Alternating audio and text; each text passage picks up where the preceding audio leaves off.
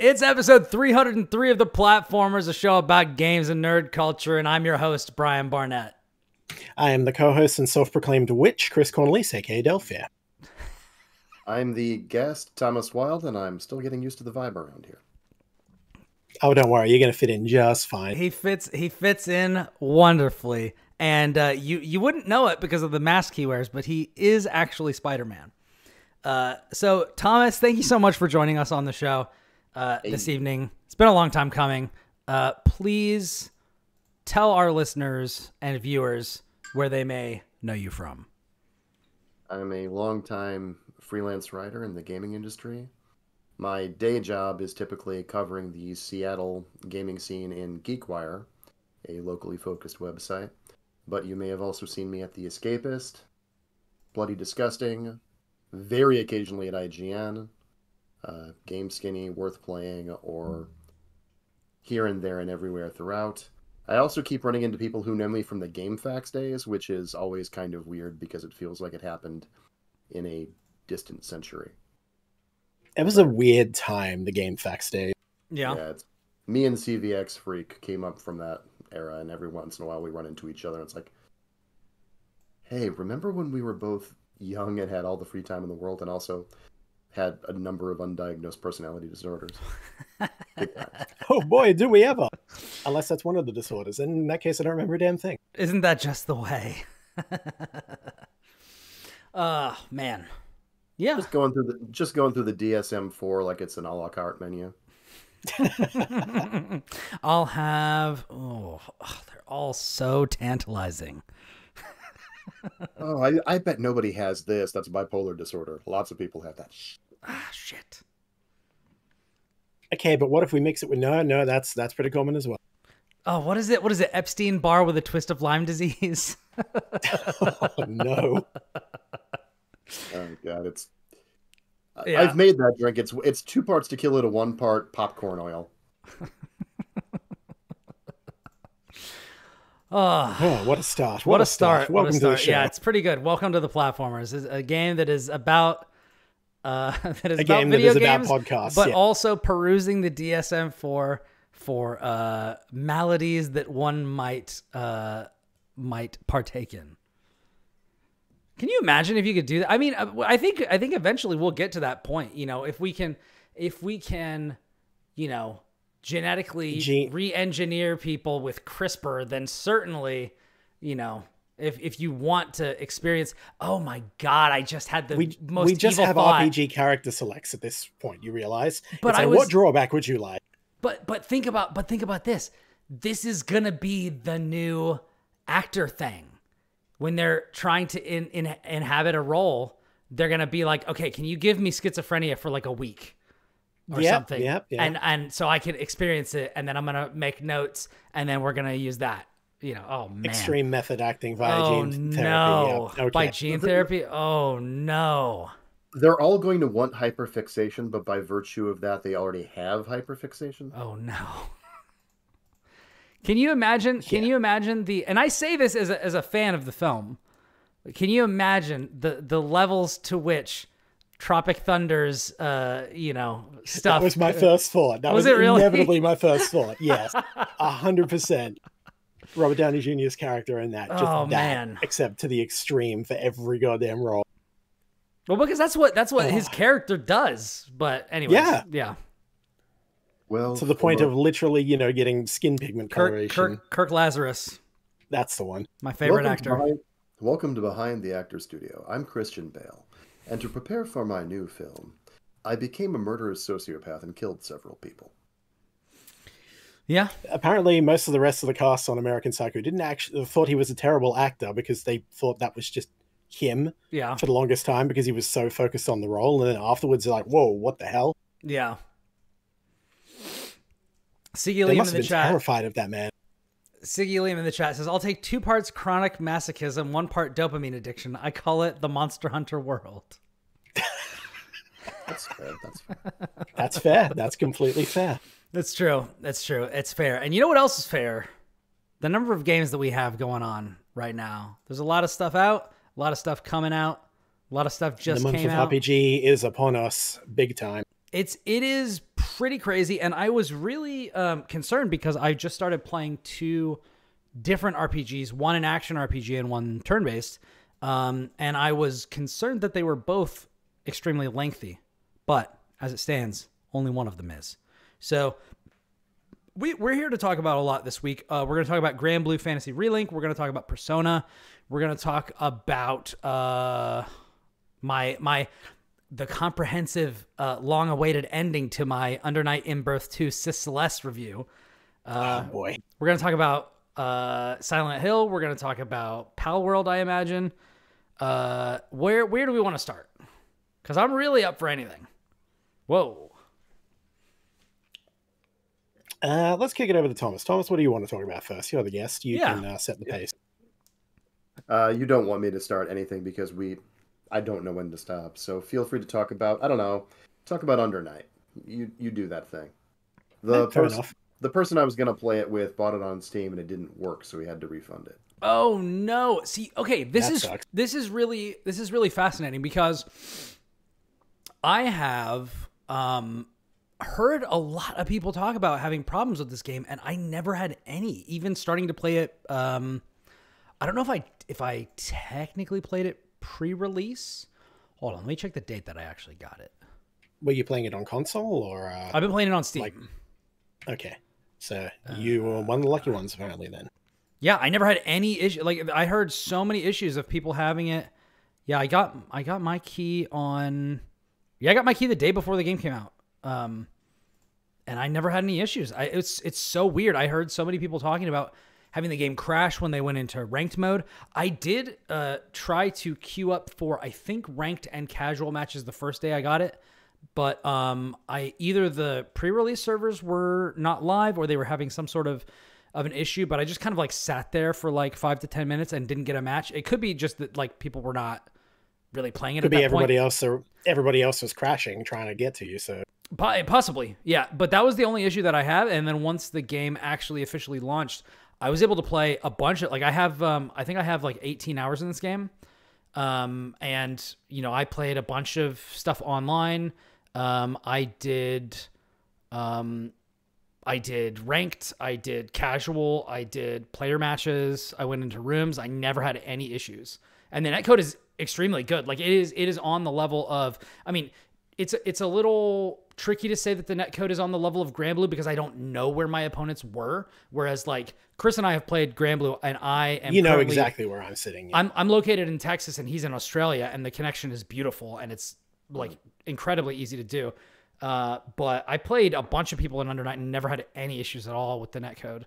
Everything always just felt great. It has really deep mechanics that I talked about last week. And how? Yeah, and really the only thing left over for me to talk about was getting into online matches and playing a bunch of stuff, and then getting into the story. And the interesting thing is the story is told. We've had a lot of fighting games come out where they have like dedicated story modes.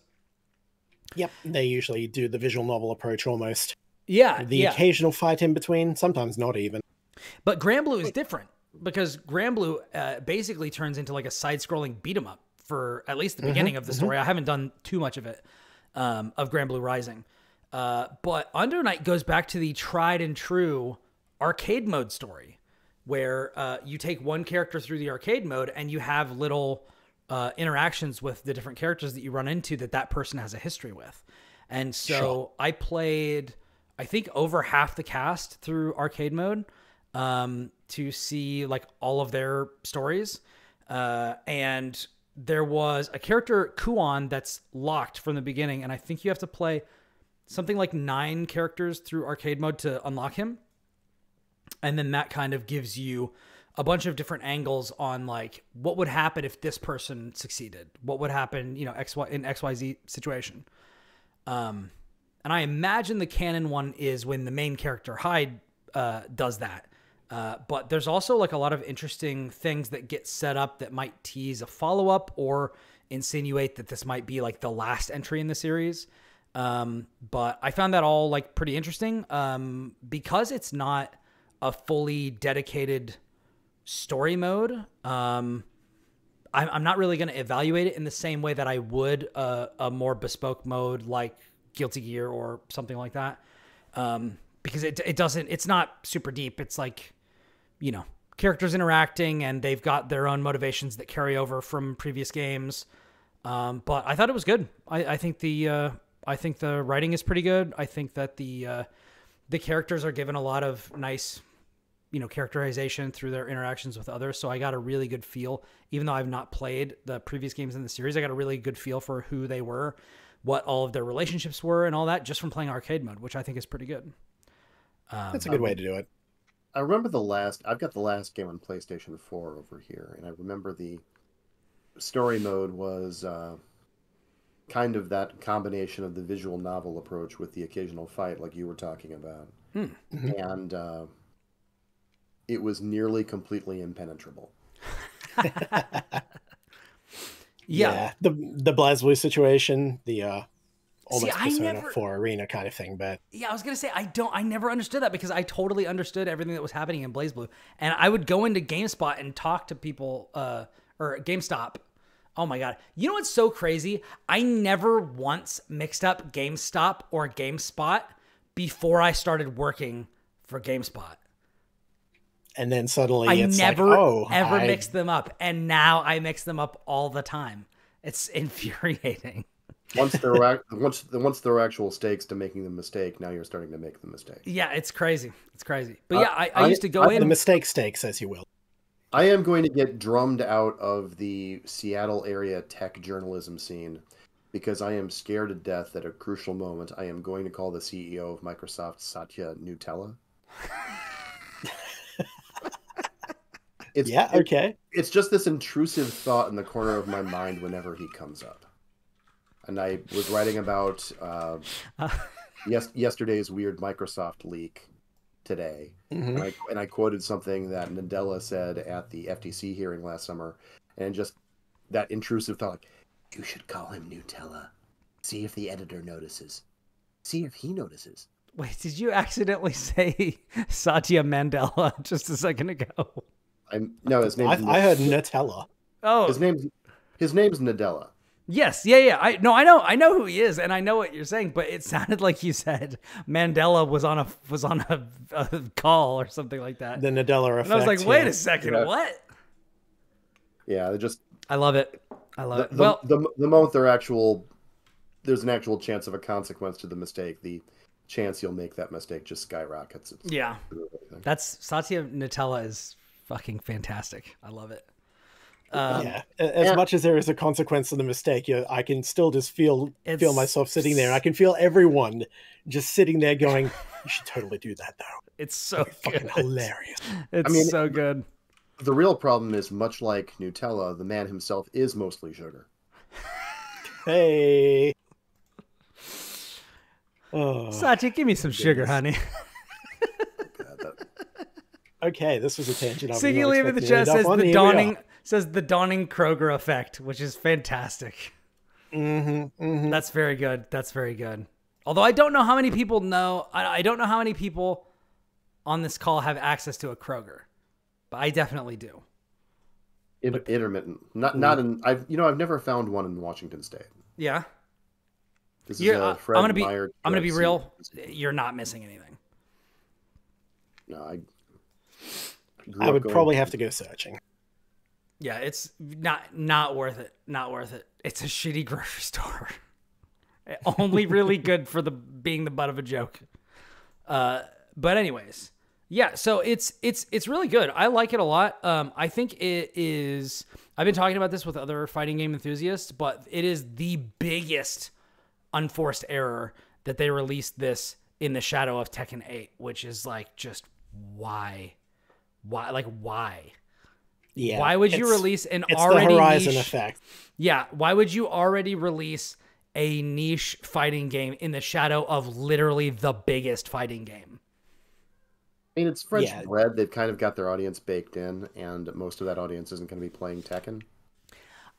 Sure, but I guess for those, so, but for the casual FGC aficionado who is, glancing between the two and goes, I might want to try this in the downtime, because quite often we'll bounce between fighting games and such, but it's just like, No, anyone who's even, remotely interested is probably going to be playing Tekken. And the only reason I'm not playing Tekken is because Like a Dragon is right there. So, yeah. This was definitely a situation where I had nothing but free time for all of January. And then the last week in January hit, and all of these games competed at once to just got stuck at the door at the same time. That tends to be how it goes. Like that Simpsons joke about all the diseases trying to kill Mr. Indestructible. Yeah. And I ended up on Pal World. So, which I mean, we will definitely get to that. I was there briefly, but the discourse on that was a couple of weeks ago, but I'm still happy to weigh in. It's really interesting, and I definitely do agree that there is some. The Venn diagram of the people that are interested in Tekken 8 and Under Night 2 is not a circle. It's not even close, but there is some overlap.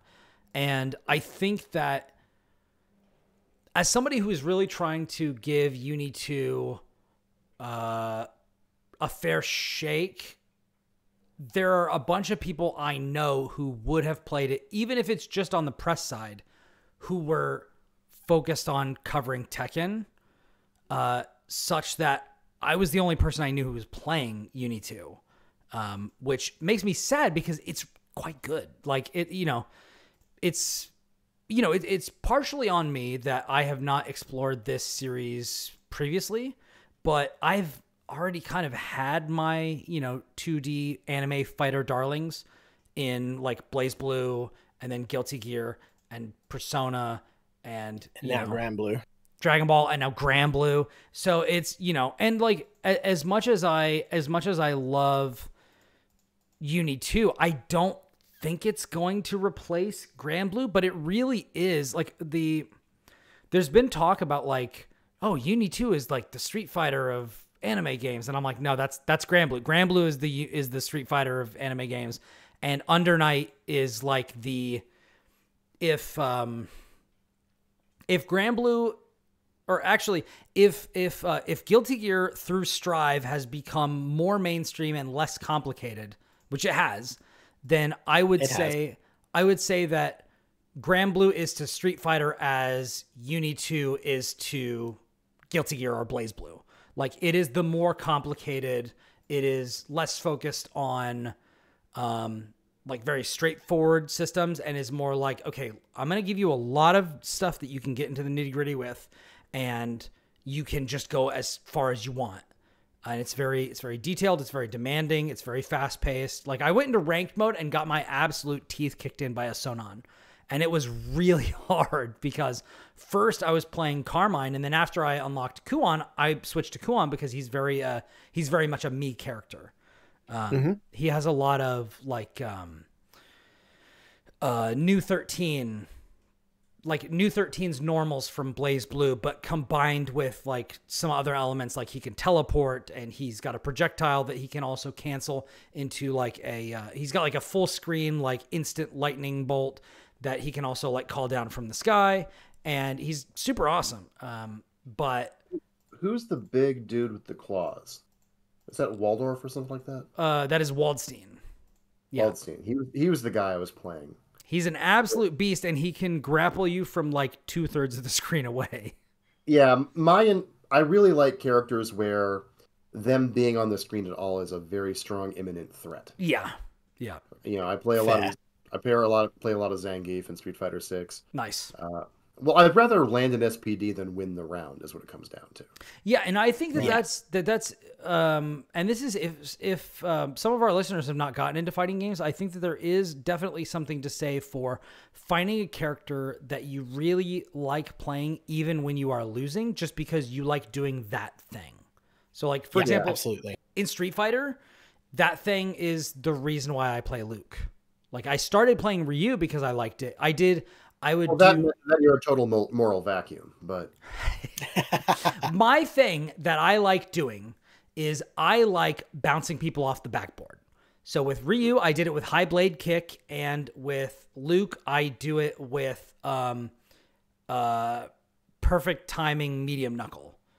like where I just hit somebody so hard they fly to the back of the screen, bounce off, and then fall back to me so I can do another knuckle. Continue the combo, yeah. And I love it. It is just pure dopamine for me. Yeah, I can confirm when I was learning Rashid and just fighting your Luke, that was the main thing you were trying to do pretty much the whole time. And it didn't matter if, I was getting completely cleaned up or you were winning decisively. It's just like, the only times you were truly feeling it was like, yes, I landed the combo. Yeah. If I was getting the wall bound. Yeah. If I wanted to do perfect knuckle is what I wanted to do. And that's the same thing in Guilty Gear. Like I play Sin and what I want to do is clean hit Tyrant Rave with Sin. Like if I can get that freeze frame when he's just punching you with dark lightning and it just makes the whole world stop for a second as you like just eat this enormous hit for a ton of damage. That's what I'm all about. That's what I care about, And finding a character that does that for you is really important. And I think that is why a lot of Zangief players play him, and a lot of Grappler players do it because it's just like I don't care. I'm going in. There's nothing else like it. I'm gonna SPD. You're gonna feel it. Yeah, and it's gonna make my day. And I do think there's also merit to somebody who's my boy Potemkin.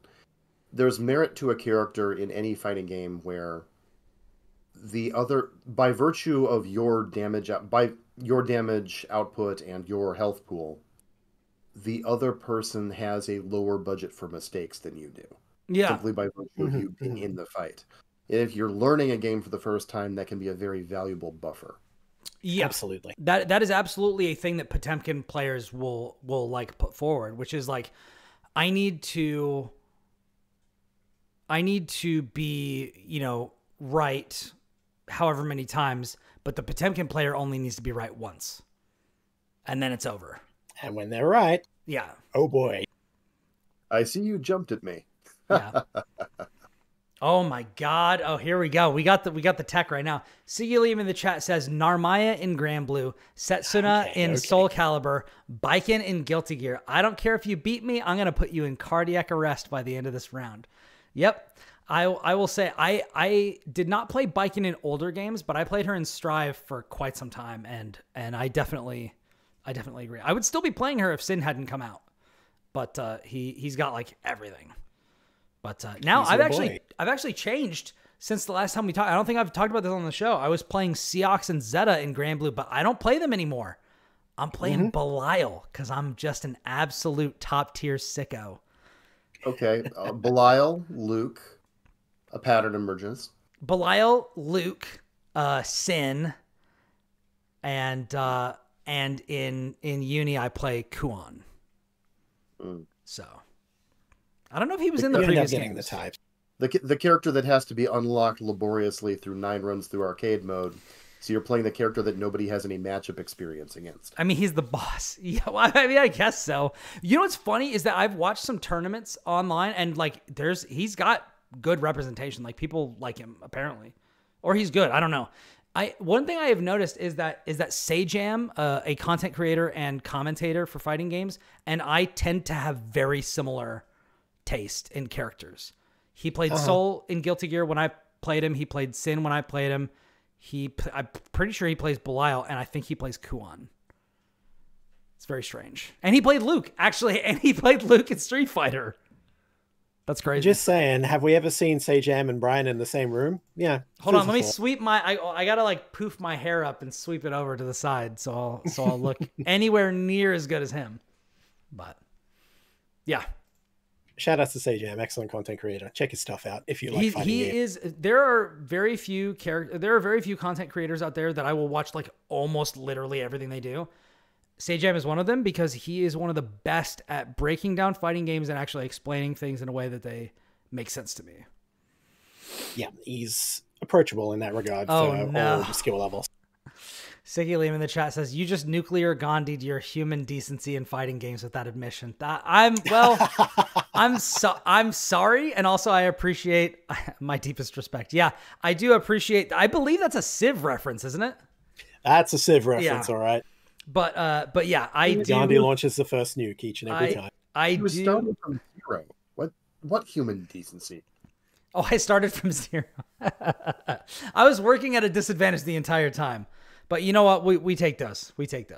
But yeah, all that to say, I think Unity 2 is a really fun game, and I think that if you're looking at getting into the series, like, it's not going to do you any favors from the story standpoint, but also, like, who cares? Like, it's a fun game.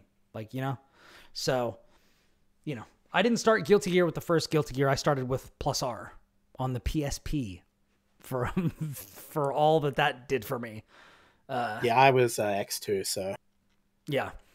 And I was on the 360, right? Well, I played it on PS2, so yeah. Gotcha. I am an American comic book aficionado, so I am no stranger to unnecessarily complicated storylines. And even I usually give up when it comes to the plot of anime fighters. That is not a... They go deep, they go wild. That is not a journey that is entirely worth taking, because sometimes they'll do something like... there's a really intricate storyline in one of the Blast Blue games where it's one of Ling's story routes, and it just ends in a boob joke at Noel's expense, if I remember correctly. You know, sometimes man, this sounds about right. That sounds like Calamity Trigger or maybe Continuum Shift. Yeah, probably Calamity Trigger sounds right. It's a journey that is often not worth taking, even if you can comprehend it. Sure, I mean, and that's Blaze Blue, which has like story forks that end in like joke paths or whatever, like the one where Jin and Ragna end up on the beach and they're playing like volleyball or something. It's like, this has nothing to do with literally anything. We're just here for a good time. Don't worry about it. Yeah. But then, yeah, and other times it's like, if you actually look into, you know, Guilty Gear stuff, it's like, this is batshit crazy, but there's also some really interesting shit in there. Yeah. Which is how I feel about Blaze Blue generally.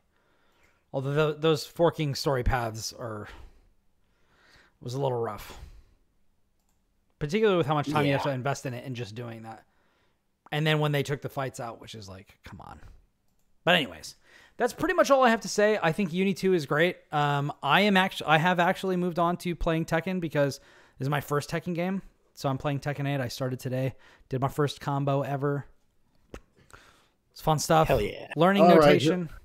Who are you playing? Right now I am playing Jin, which I know is like the really boring answer. But no, given what you were saying earlier, it's following the track record. Yeah, that's about what I expect. No, I was really expecting Kazuya from what he was saying before. That's true, but to get there. So shall I experiment a bit? Or Nina was also on the table. Oh my gosh. Shall I list you the characters that I was looking at that were on my short list? Okay, go for it. Victor, Leo, Kazuya, Jin, Lars, Yoshimitsu, Reina, Nina, and Lee. So a full third of the cast. I mean, this was before I had the game. So I just bought the game today because I just got enough discretionary spending to be able to afford it. So I had been looking at like what do these characters kind of like look like? What does it look like? What, you know, when they do like the thing that they do. I watched there's like a really long, like I think it was like a 3-hour Rufelmonger video where he was going through like the different members of the cast and like kind of describing briefly what they do. And I was just kind of looking at how they move and stuff. And these were the characters that I was like, oh, these characters like look like they could be fun. So I'm going to jump in and play them.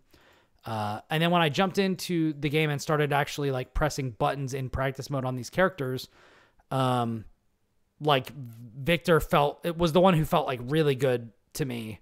So he was kind of my front runner, but then I've been talking to people and like, it's so complicated. It's so different from anything that I've played in like a really long time. Cause I go towards 2D games that I was just like, all right, I kind of need my friend's help.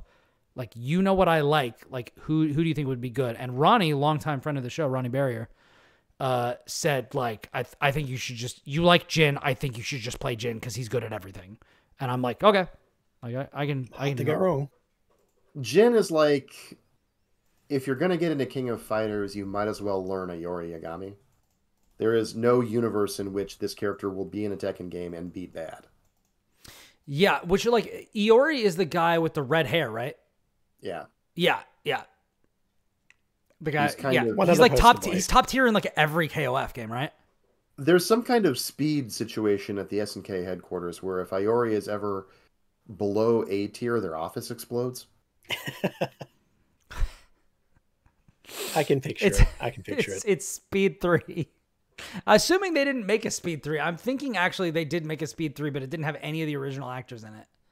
It was probably like direct to video kind of shit. So let's just say, to be safe, let's say Speed 5, because I'm assuming that doesn't exist. But yeah. Siggy Liam in the chat. You assume a lot. I do assume a lot. Dude, they're probably on like Speed 9, and it's been like one of those direct-to-video series that's been going like ongoing for just ages. Been running concurrent with Fast and Furious this entire time. Exactly. But yes, Victor is exactly Colonel Sanders' evil mil-spec duplicate, and he's also the guy who entered a global martial arts tournament with knives, a pistol, and a sword, which always strikes me as all of those things. Yeah, well, it's crazy. Tekken and a device that lets you like teleport. Yeah, he showed up and was like, "What do you mean this isn't Soul Calibur?" Yeah, Tekken. I mean, really Nina also has guns. There's other characters, and Lee has like a fucking like M4 with a grenade launcher attachment on his back. Yeah, there's been this gradual escalation of stakes along the way in the Tekken games because Yoshimitsu's always been there, and he's always not really hit you with his sword, but he's always had it. But in the general scheme of things, it's always been, karate guy versus taekwondo guy versus occasional bear. But Tekken 8 really feels like it's escalated the stakes in a way. Don't worry, it's just me, occasional bear. Does your band need a name? Devils and no, it doesn't. We actually do have a name for the band, even though it's not been announced yet. But occasional bear is a fantastic name. Actually, I used to be in a band with bear in the name. I used to be in a band called Bearadactyl, and the shirt was just yellow with a black outline of a bear standing up with pterodactyl wings. Amazing. And it was Bearadactyl with a silent P up front. You can't say shit like that because you'll inadvertently make them make another sci-fi original movie. It's been done. It'll be his fault. Certainly it has. What was the one that they did with the shark, where it was like half shark, half like sharktopus or something? There's one I've been meaning to watch. You're not narrowing it down. There's one I've been meaning to watch called The Velocipaster. Yes! Yes, dude. Okay, I've listened to a bad movie podcast about that.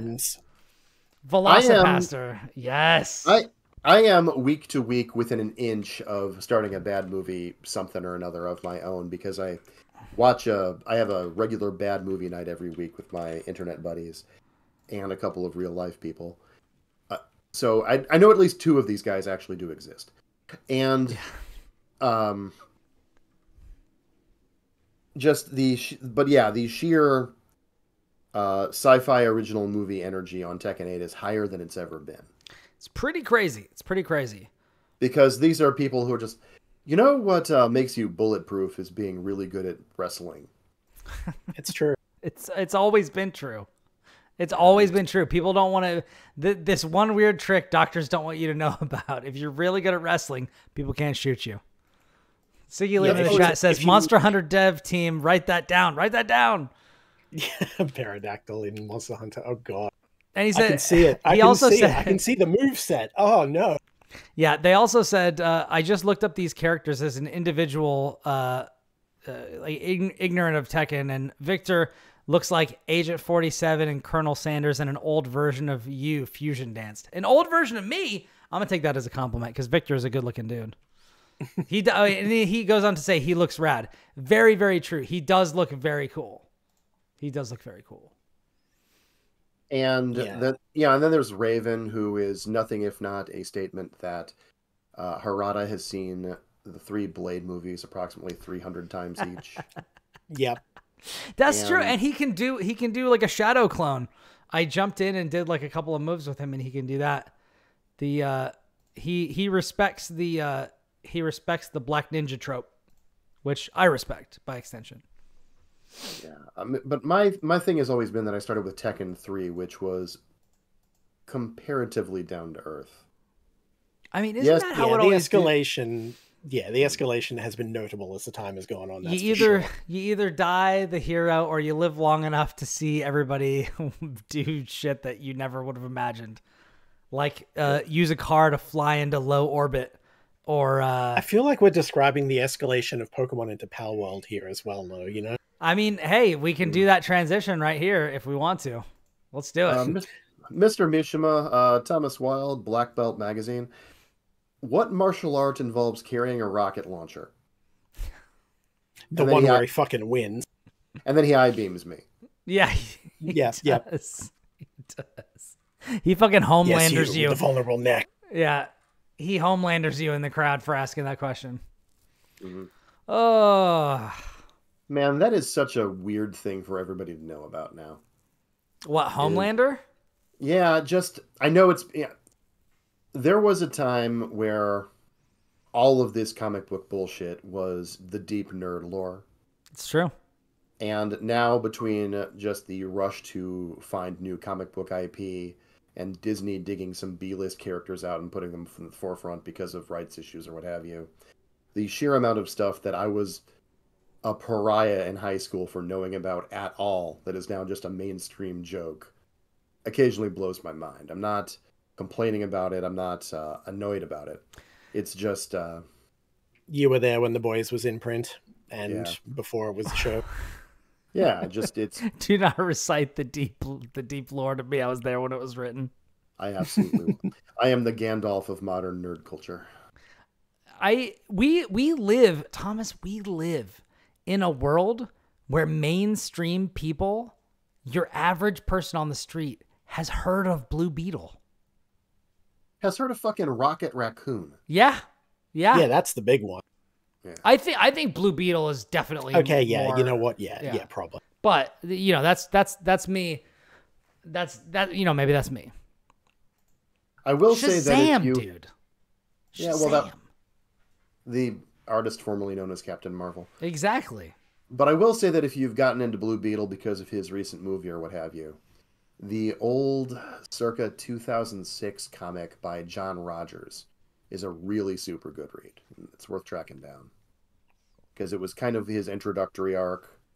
And John Rogers is the guy who went on to executive produce a bunch of crime shows like Leverage and The Librarians, which were pretty good. So, but we're pretty good, and your parents have definitely watched. I have a whole pocket rant about that. I would rather my parents be watching Leverage than the shit they get up to normally. That's fair. That is fair. Because normally it's like, did somebody get murdered? Then my mom is fucking there. Yeah. Like John Rogers in particular, he used to write a blog about like the behind the scenes of writing TV, and he christened this term called momcore, which has never left me, which was talking about how the only difference between the horror movies I watch and the detective shows that my mom watches are when the cops show up and when the viewer comes in. Like, do you remember that show Castle that was on CBS for a while? It had Nathan Fillion in it. Mm-hmm, yeah. Mm-hmm. There is an episode of that show in season 2 where the victim of the week is found naked, handcuffed with like bondage cuffs to a playground in broad daylight, covered in caramel sauce. If you tried to do that shit in Friday the 13th, Jason would go on strike. That is outside of Jason Voorhees' comfort zone. Yeah. I had never thought of that, but damn, you make a good point. You really do. I mean, wow. Now we can just get into the commodification of grotesque murder, and you know yeah. I mean, you know, you get special victims unit and you get stuff like that, and it's just like, damn, what? Yeah, it's like how people in special victims unit will be, you know, a member of some subculture the writers found out about last week. Yeah. And they will die in some intensely humiliating way.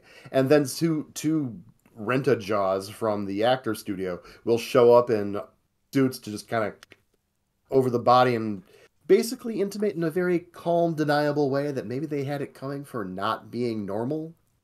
Yeah. And it'll be something like, well, I guess he was into urban exploration and got fried like a pot sticker when the steam vents opened.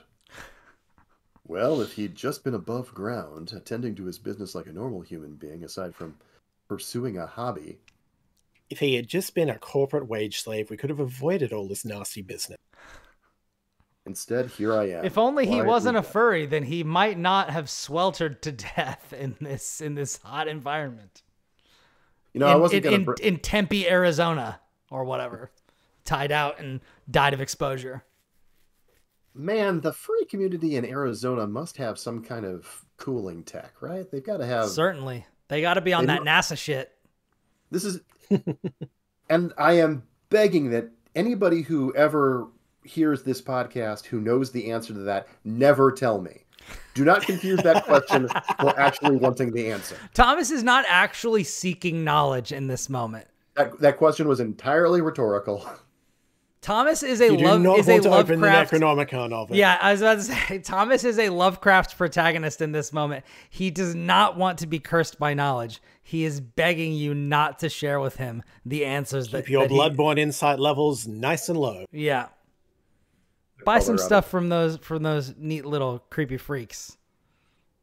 Keep that inside. They're friendly. They're cool. They are very cool. I love them. I especially love them when I put them in the little top hats. Yes, absolutely. They're the best. And I believe when you put them in top I believe when you put them in top hats, they have little scarves, like little white scarves around them, which is just an absolute It wouldn't surprise me. Yeah. Any excuse to go back and play Bloodborne again to check this out, I think. Off I go. God, don't get me fucking started on the fact that we cannot play native Bloodborne at a lot. Even a locked 30 frames would be something. God damn it. Sony acknowledged Bloodborne in the modern era challenge impossible. It is legitimately confounding given how popular that game is. Yeah. I don't know what kind of understand. blood contracts had to have been signed. What kind of horrible eldritch deals were crafted between Sony and FromSoft to make sure that shit will never surface again. I don't know. I don't get it. It bothers me. I want to know. I want my insight, damn it. There is a perfectly good Jim Ryan joke here that both of you are skating straight past, and I'm not. I'm leaving it for you. Do it. Please. It's older than 4 years, so Jim Ryan doesn't want anything to do with it. Nobody wants to play that. Why does anyone want to play that? Yeah, the old Gran Turismo argument. What do you guys think? I know that we are like on a rabbit trail, the likes of which, I mean, let's be honest, this podcast sees all the time. But what do you Wait a second. Are you complaining that the podcast called The Platformers jumps from topic to topic with no obvious pattern? You make a fantastic point. Damn it, he's got me. God damn it. He's got me dead to rights. What do you think about the theory that Jim Ryan's parting from PlayStation is not entirely amicable? I had heard rumors for years that Ryan had real beef with the higher-ups at Sony of Japan. And that a lot of the weird decisions coming out of Sony, like the complete lack of interest in game preservation, was down to that conflict. And I was never really in a position where professionally I had to chase those rumors down, which was aided by the fact that I didn't really care all that much. But overall, it struck me as entirely reasonable that just from a couple of people I know at Sony who work in that department, because I did some work there in 2015 and 2016 as a part of a preservation project. And I know there are people there who are big into preserving the history of the medium, so the fact they just suddenly had no traction made it very easy for me to believe that there was some shenanigans behind the scenes there. That the higher ups at Sony were not interested in preservation, or that Jim was not interested? Because I mean that Jim was not interested, and Jim was torpedoing attempts thereof. I mean, that makes sense based on his Gran Turismo comments, but also you know, there's a difference between trajectory. There's a difference between what he says in interviews and what he might say off the cuff or something like that. Because I can definitely see an argument for trying to minimize looking at older games because you're trying to push revenue towards the sale of newer ones. So I can definitely be like, prioritize the new stuff. Like, don't worry about the old stuff. And then that just being like the way that kind of manifested. But I also wouldn't put it past, you know, like you're to a point, you'd think you'd still want to keep those revenue streams open if you can do so, you know, relatively seamlessly. They might not be as big hit thing, but it's like some is better than none. But this is like the Spec Ops: The Line thing, where it's just like that game like didn't sell that well at launch, but like it was just a constant, steady stream of income for those developers. Yeah, because it's a massive cult hit. Because everyone who played it was like, "Holy shit, this is something special." Yeah. Although I'm pretty sure at this point that Spec Ops: The Line was just a licensing issue, and I'm sure it'll be back at some point. I hope so, but I wonder if it's going to end up like, I mean, one would imagine that it would end up like the Super Meat Boy situation, where it's like, were you around in the Discord when I was talking about this? I don't know about Spec Ops. I glanced over it. Yeah, it's possible, but the thing with Super Meat Boy is if you bought the original 360 version, you still have access to it, and that has a lot of music whose licenses have lapsed. And with the re-release, which I believe is the only version you can get on Steam and on like Xbox One, PS4, and forward, that version has just totally different music. So if you want like the original music, you have to have the 360 version. And I imagine that's probably what will happen if Spec Ops: The Line ever gets re-released. But also, 2K is so big and so many of their things are big cash cows that this is definitely the cynical part of me, but like I kind of wonder if they'll even bother. Well, what I would kind of expect is that Spec Ops: The Line is kind of the one thing Jaeger ever did. They're still around. Yeah, they're still around, but it's very much the only feather in their cap. So I'd imagine if 2K drags their heels on this too much, Jaeger will take action. But either way, I think Spec Ops: The Line has more to do with this issue that's just developed with the estate of Jimi Hendrix than anything else. Yeah, I did see you talking about that, at least, given that it used Jimi Hendrix songs, and the Jimi Hendrix estate is just pulling that from damn near everything as of late. Yeah, is it actually? Wow, yeah, I just pulled up the Jaeger site, and the first thing that comes up is a clip of Spec Ops: The Line. Yeah, so they're clearly very proud of it, and they should be. But also I'm very I don't know. I seem to recall hearing somebody say that Spec Ops: The Line came out like 11 and a half years ago or 10 and a half years ago. Something like that. I think it was 2013, I want to say. It was 2012. Okay. So there was maybe some question on like, would there be a licensing agreement that would last for that weirdly specific a time? Well, no, it's that Jimi Hendrix's estate is a court in London last Monday cleared the heirs for the other two guys who were in the Jimi Hendrix Experience to sue Sony Music for a renegotiation of their royalty rights.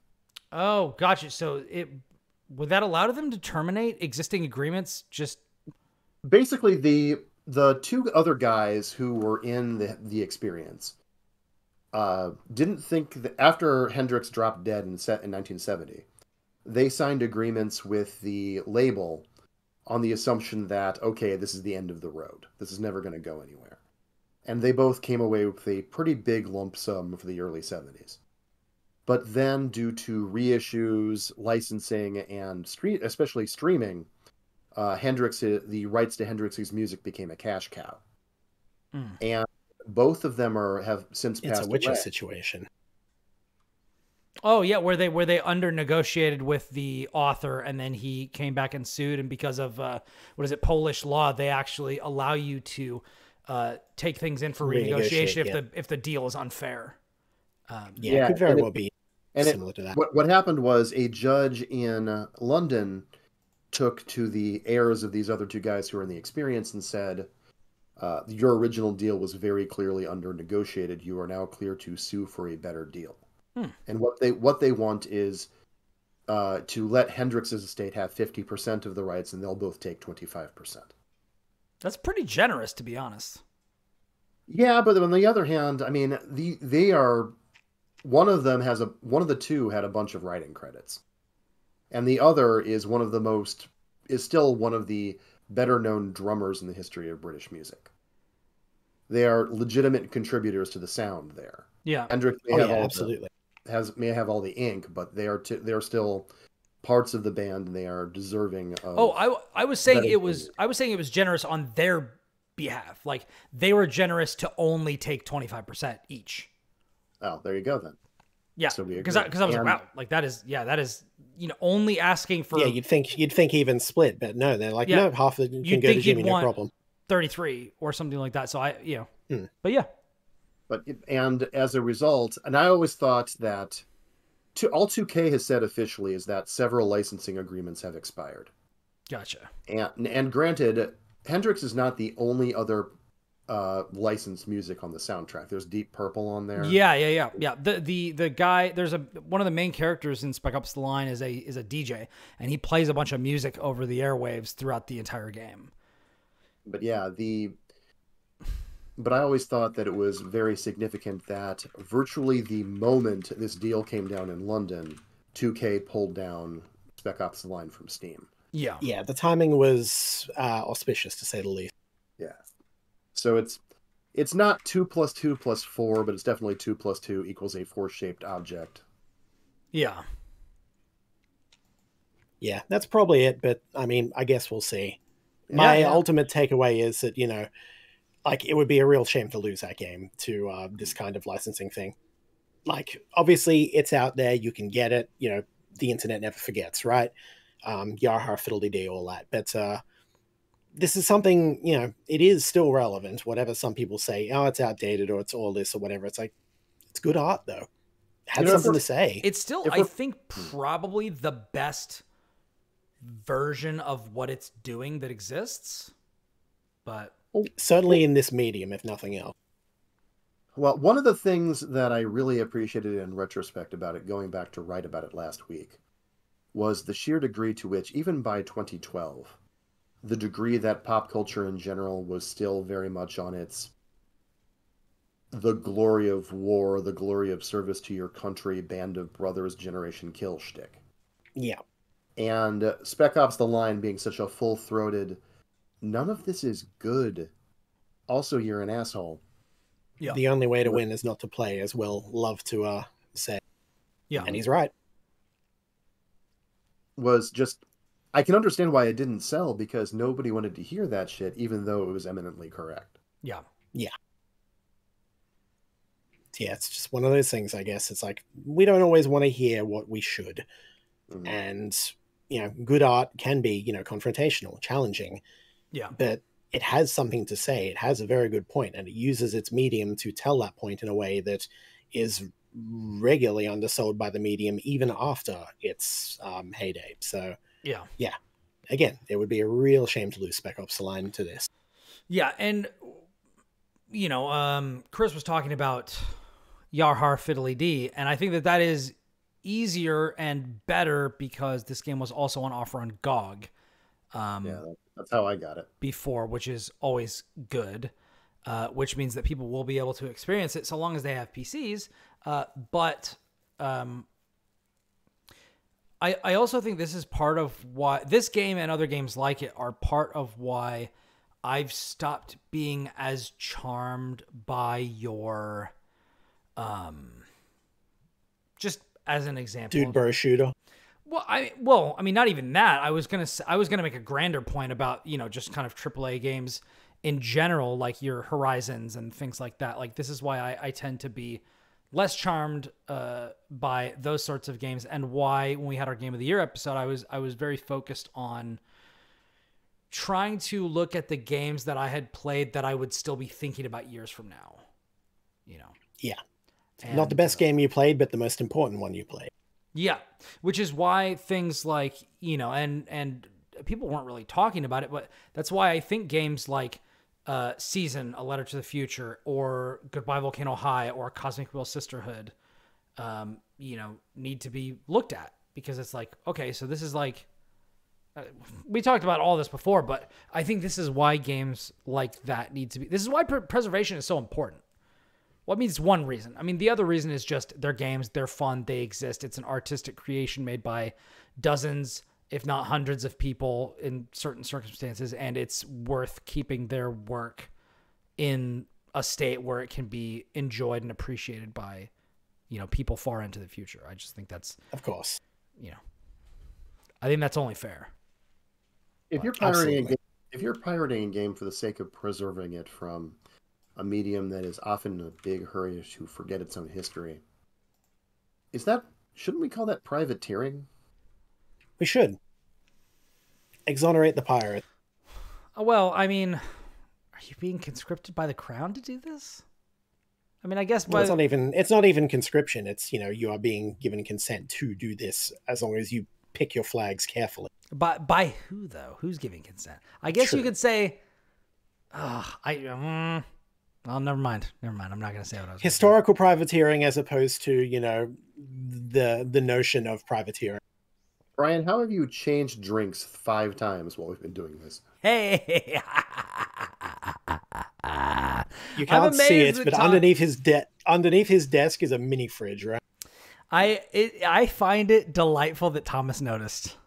He's gone through 3 mason jars and now he's got a Stanley Cup. I noticed. I just don't bring it up. So when we started, I had this one right here, which was a Coca-Cola Mini with some gin in it. And then I had a leftover, what I call in this house, a sharp orange, which is sparkling water and orange juice. And now I've got my main drink, which is an H2 orange, which is mostly water with a tiny splash of orange juice. So. Fair enough. Okay, then. Yeah, so that is why I have changed. One, I was pre-gaming for the show with my cocktail, and then it was polishing off something earlier from the day, a nice little refreshing sparkling drink, and now I'm just hydrating. Fair enough. If I drink a lot. I come from anything. Yeah, it's that you need that to keep your MP restored. So keep going. It's very true. It's very true. I can't run out of my magic points. I need them desperately. You all know that I love casting spells. The witticisms. Anyway. The area buffs via jokes. Those are the spells. That's true. I'm a bard. I got to give you guys inspiration. That's it. Did you want to talk about Infinite Wealth? Sure. Yeah. Why not? Yeah. Why? We can segue into that. Why not? So, so I don't have much. It's been relatively sparse for me in terms of like new games and games I've spent that much time with, just a few little comfort games. But I have been chipping away steadily at Like a Dragon Infinite Wealth. And I do mean steadily because this game is huge. And I could just, dive into it full force and spend days of my life doing nothing else and have a grand old time. But I'm just, chipping away at it, playing it holistically, dabbling in mini games and sub stories and just fucking around with the battle system as I see fit. Haven't advanced the plot too far, mainly because every time it introduces a new system, I go, oh yeah, that's cool. I'll dabble with that, and then just get pulled in some inevitable direction, chasing map markers and such, even though it's not really like the map markers have gotten a really bad rap as a result of the Ubisoft game. In this case, it's a lot tamer, but long story short, playing a lot of it, absolutely loving it. The game is immaculate. I really, really, really happy with how it's shaping up so far, both as just a game in general, but also as the follow-up and evolution of Like a Dragon 7, the last one. So it's a good time. Have either of you, I know Brian hasn't, but Thomas, are you in on the series at all? Or? I'm about halfway through Like a Dragon 7. Okay. They gave me a code for it when I got my Xbox Series X for review. And I installed it not really knowing what I was into, because the last Yakuza game I'd played before that was 4. Mm-hmm. And but you had played it, so. But I had. Akiyama, always, Akiyama's my boy. Yeah, nothing wrong with him. As far as I was kind of disappointed when I had to stop playing as him, especially because of that complete friggin' meat gate early on in Seijima's part. But, oh yeah, yeah. But the Like a Dragon's got a lot of charm. I do think it's kind of funny the degree to which you can be a professional gangster in this universe and still be an easy-go-lucky schmuck who would never commit a crime. But... yeah, Ichiban is a character for sure. And yeah, it's a fun little universe to spend some time in, but to a certain extent, the degree to which it is in no hurry to get anywhere has always meant I have to be in exactly the right mood for it. Yeah, that's fair.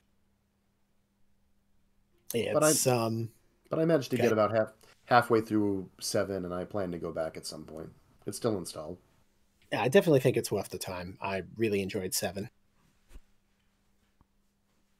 Yeah, so a lot of what 7 did, Infinite Wealth, is obviously taking it one step further. Just 7 was the first time they pivoted to the turn-based RPG style battle system and such, because, you know, new protagonist, new genre, we'll fuck around with this and see what works.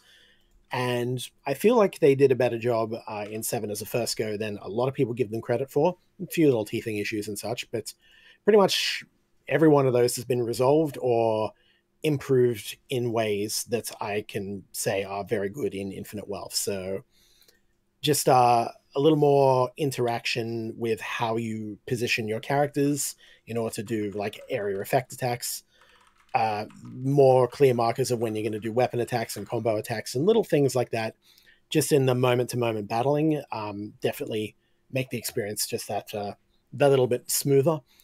And the job system is vastly improved in its execution, considerably. Like I alluded to this last week when talking to Lucas about it, but I have since actually unlocked the system by which you unlock the new jobs, and it's fucking hilarious. I'll put it that way. Just I assume, Thomas, you got far enough to actually unlock the job system properly in 7? Yeah, I have. I remember I have Seiko as a hostess who's just everybody down for cold damage with her giant bottle of champagne. Yeah, that's a good one to do. So the way the framing device on that, though, is, hey, by the way, here's Hello Work, this employment agency. Go in and get a part-time job, and then all the classes of various part-time jobs. Well, here it's like, hey, go on a tour to do some kind of touristy shit in Hawaii, and afterwards, Ichiban or some other will be inspired by it. And sometimes those inspirations go in ways you just would not expect at all. But and then other times it's, you know, completely understandable. It's like, oh, let's go do a hula dancing class, and then Chitose picks up the hula dancer. It's like, yeah, cool, this is great. And I've always thought that we talk a lot about Kuryu's incredible combat ability and incredible ability to withstand a beating, and all of his other superhuman talents. But we don't talk enough about how, at least in 4, he has the ability to, during his revelations, rapidly type out an entire blog entry on an old-fashioned flip phone. Yeah, he does. That man has light speed typing feats. Not to mention, yeah, that kind of comes back in 6 in a way, but he's just actually trying to normally type. He's got the old man 2-finger typing, and it's painfully hilarious. But yeah, Kiryu. But yeah, it's definitely a series. It feels a lot like Infinite Wealth is just, you know, check in with your old buddies from the block. Has a very it starts out that way for sure. Well, and I mean, obviously, you're going to beat the shit out of somebody atop Millennium Tower. Well, naturally. I mean, what else do you do in the series, right? Unless you're doing world record suplexes off the top of it, then what are we even doing here? Although, I wonder if there is a good Millennium Tower equivalent in Hawaii. I mean, it'll probably end, you know, up at the Millennium Tower anyway. Who cares? But then again, that's how they. If they do the same thing on top of an active volcano, that is really the only escalation I will accept. Look, they're talking about like a religion involving volcanoes and such, a very spiritual aspect to the story and a character in it. And I'm just hoping we lead to a full-on Tekken situation where we fight the bad guy on a volcano. But that would be hilarious. Good time. But alas, yeah, so that's where I'm at with that. Still just relatively early days, more systems unlocked, still have an entire, massive mini game Animal Crossing style thing, which I still have no idea when I'm going to unlock. And yeah, the plot is plotting away at the moment. It's very character focused, character driven, more about that, especially in the early days. It takes a while for the inciting incident to actually kick in, because it's more, as you say, just, hanging out with your boys and girls and meeting up with your friends again and getting reacquainted. It does a great job of that, really does. And yeah, everywhere Ichiban goes, he's one of the greatest protagonists in video games. He's just so charming. But yeah, then it's once it gets going, it's I'm interested to see where it ends up. It's plodding along a little bit in kinds of at the moment now, because we have very few leads and we're following up on a missing person effectively. So I am ultimately curious to see where it ends up. But every time I play it, I'm grinning ear to ear. There's whether I'm just doing dumb side stories or fucking around with the battle system or the ridiculous Pokemon battle system in it, because you have that where you just you get these random thugs off the street and use them like Pokemon. It's great. Outrageous. It's amazing. So yeah, when I just have a ball with it. When I heard about that, and that there was enough depth that you could literally play that for like maybe dozens of hours or more, I was like, just that. That's just it's Final Fantasy X Blitzball all over again. It really is. That's the equivalent. Good God, don't remind me of that. Real talk. That might actually be my second favorite minigame in Final Fantasy. No, we stand FF10 in this house, and that includes the Blitzball. So no, a full guide to FF10 was the first official professional job I ever got. Hell yeah! Congratulations, man! You got to witness greatness from the very beginning. I have from the ground floor. I have 400 hours in Final Fantasy X. I might have you close to beat with just Blitzball. No, that was the arena fights mostly where disgusting. Oh yeah, those were brutal, dude. Those were freaking brutal. Well, the thing is, it was also a JRPG from the 2000s, which meant the solution, a lot of them was just find the most broken shit and then just do it over and over. Like, yeah. Just keep juicing Waka's overdrive meter. Oh my god, dude.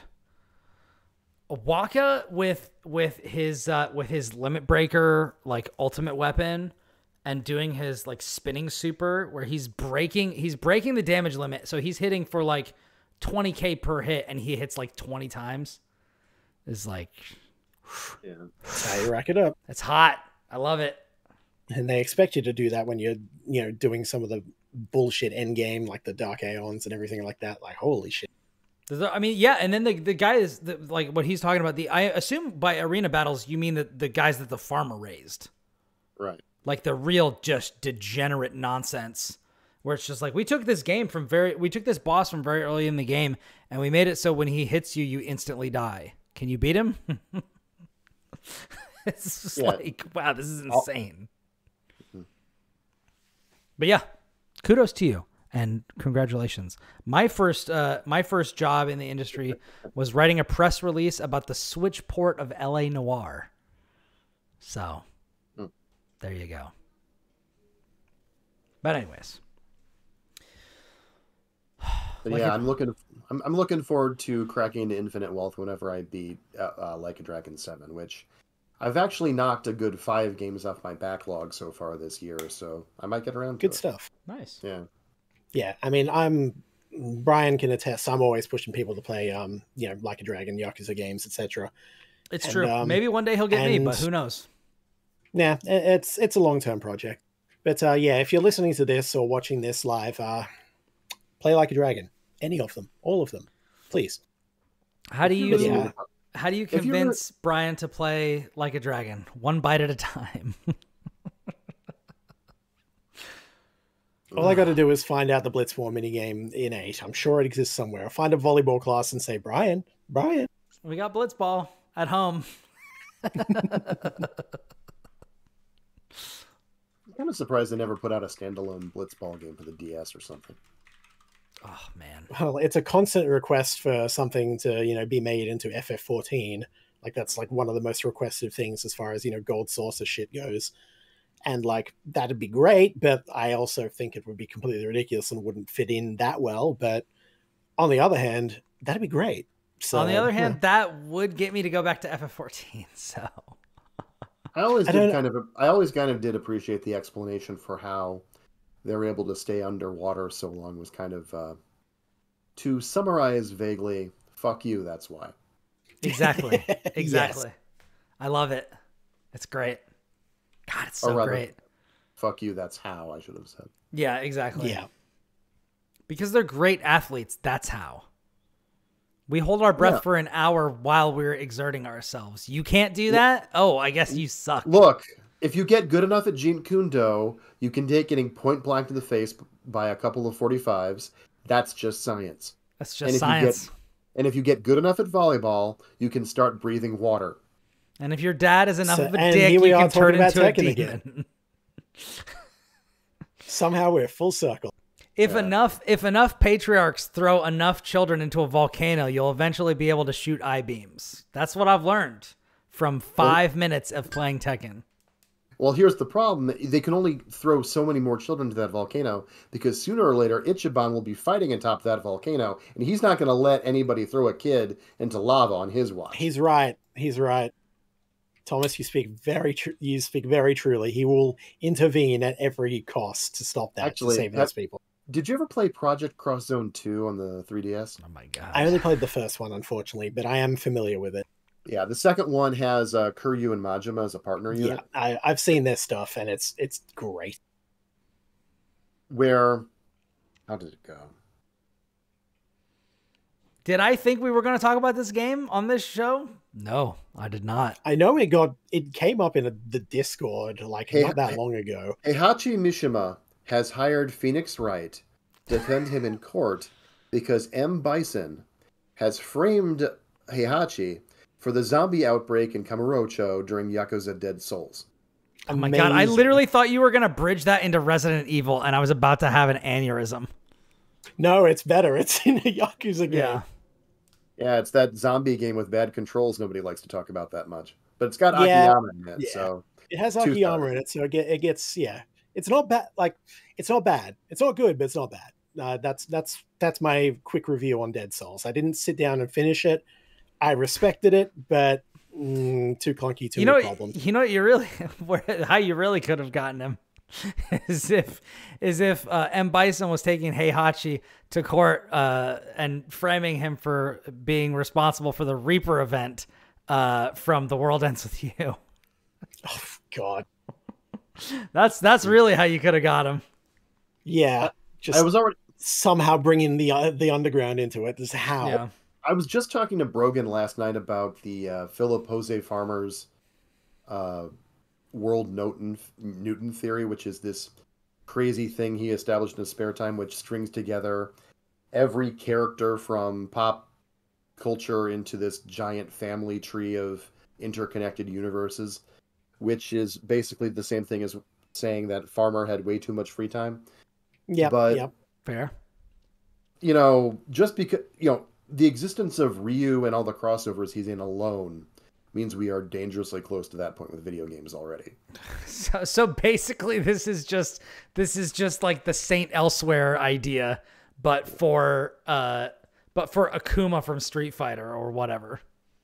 Yeah, Ryu has been in enough crossover games by now that you can play 6 Degrees of Kevin Bacon with him. There used to be a pretty funny Twitter account that would... I mean, he's been in Smash Brothers, which that alone connects him. He's in Smash Bros. And Fortnite. It's over. Yeah. He's everywhere. Yeah. I was gonna be like, he's in Smash Brothers, which gives him access to literally all of Nintendo and a bunch of PlayStation as well. Yeah, you can get him to Master Chief in I think 4 jumps. Yeah, it wouldn't take much. No, I mean just Fortnite, that's it, right? Well, now, yeah. Fortnite has really made a lot of the old jumps easier. Yeah. through Fortnite, you can connect Ryu to people like Chun-Li. It's crazy. I know. You'd never think that. It's nuts. It's nuts. If anybody needs to know my reaction to that, because when they're listening to the podcast later, I just looked into the camera like I was in the office and hummed the Sound of Silence to myself. Nice. Yeah, understand. Yeah. So it happens. I long ago learned to block it out and just roll with it. I get everybody eventually. Soon you'll all be dead inside just like me. Man, you opened this by mixing Coke and gin. I don't know if I can get this is true. So, okay, this is true. And I got the same reaction from the guy at the liquor store. So it's not normally what I do, but it is what I do when I want to have a little bit of whatever. He actually said that his first alcoholic beverage that he ever had was a gin and Coke. And it made him swear off gin for ages until he finally came back to it when he tried it with something else. I don't think it's that bad. Although I will say my main cocktail that I use with it is a modified version of my Polish Party cocktail, which if you've been to the Polish Party at PAX West, it is... Got COVID there, yeah. You did? Oh, shame. Well, no, it was why I wasn't there last year is because I got COVID there in 2022. Oh, gotcha. Yeah, we were rooming all together, Justin and Logan and Will and myself. And Will got COVID and the rest of us didn't, which is awesome. And thank you, universe. Because when we went to PAX East in Boston, I got it and then I gave it to Will and his wife. And I felt bad about it. And Will died so you all might live from that. Yeah.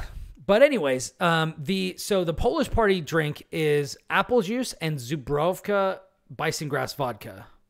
It's pronounced Zubrowka, but the V is actually a W. But if you check that out, it used to be illegal to import because a whole thing with bison grass. But now you can get it, and it's really, really good. And if you combine it with specifically pure pressed but unpasteurized and unfiltered orange apple juice, you should not. So note to the listener or the viewer, you should not be able to see through the apple juice.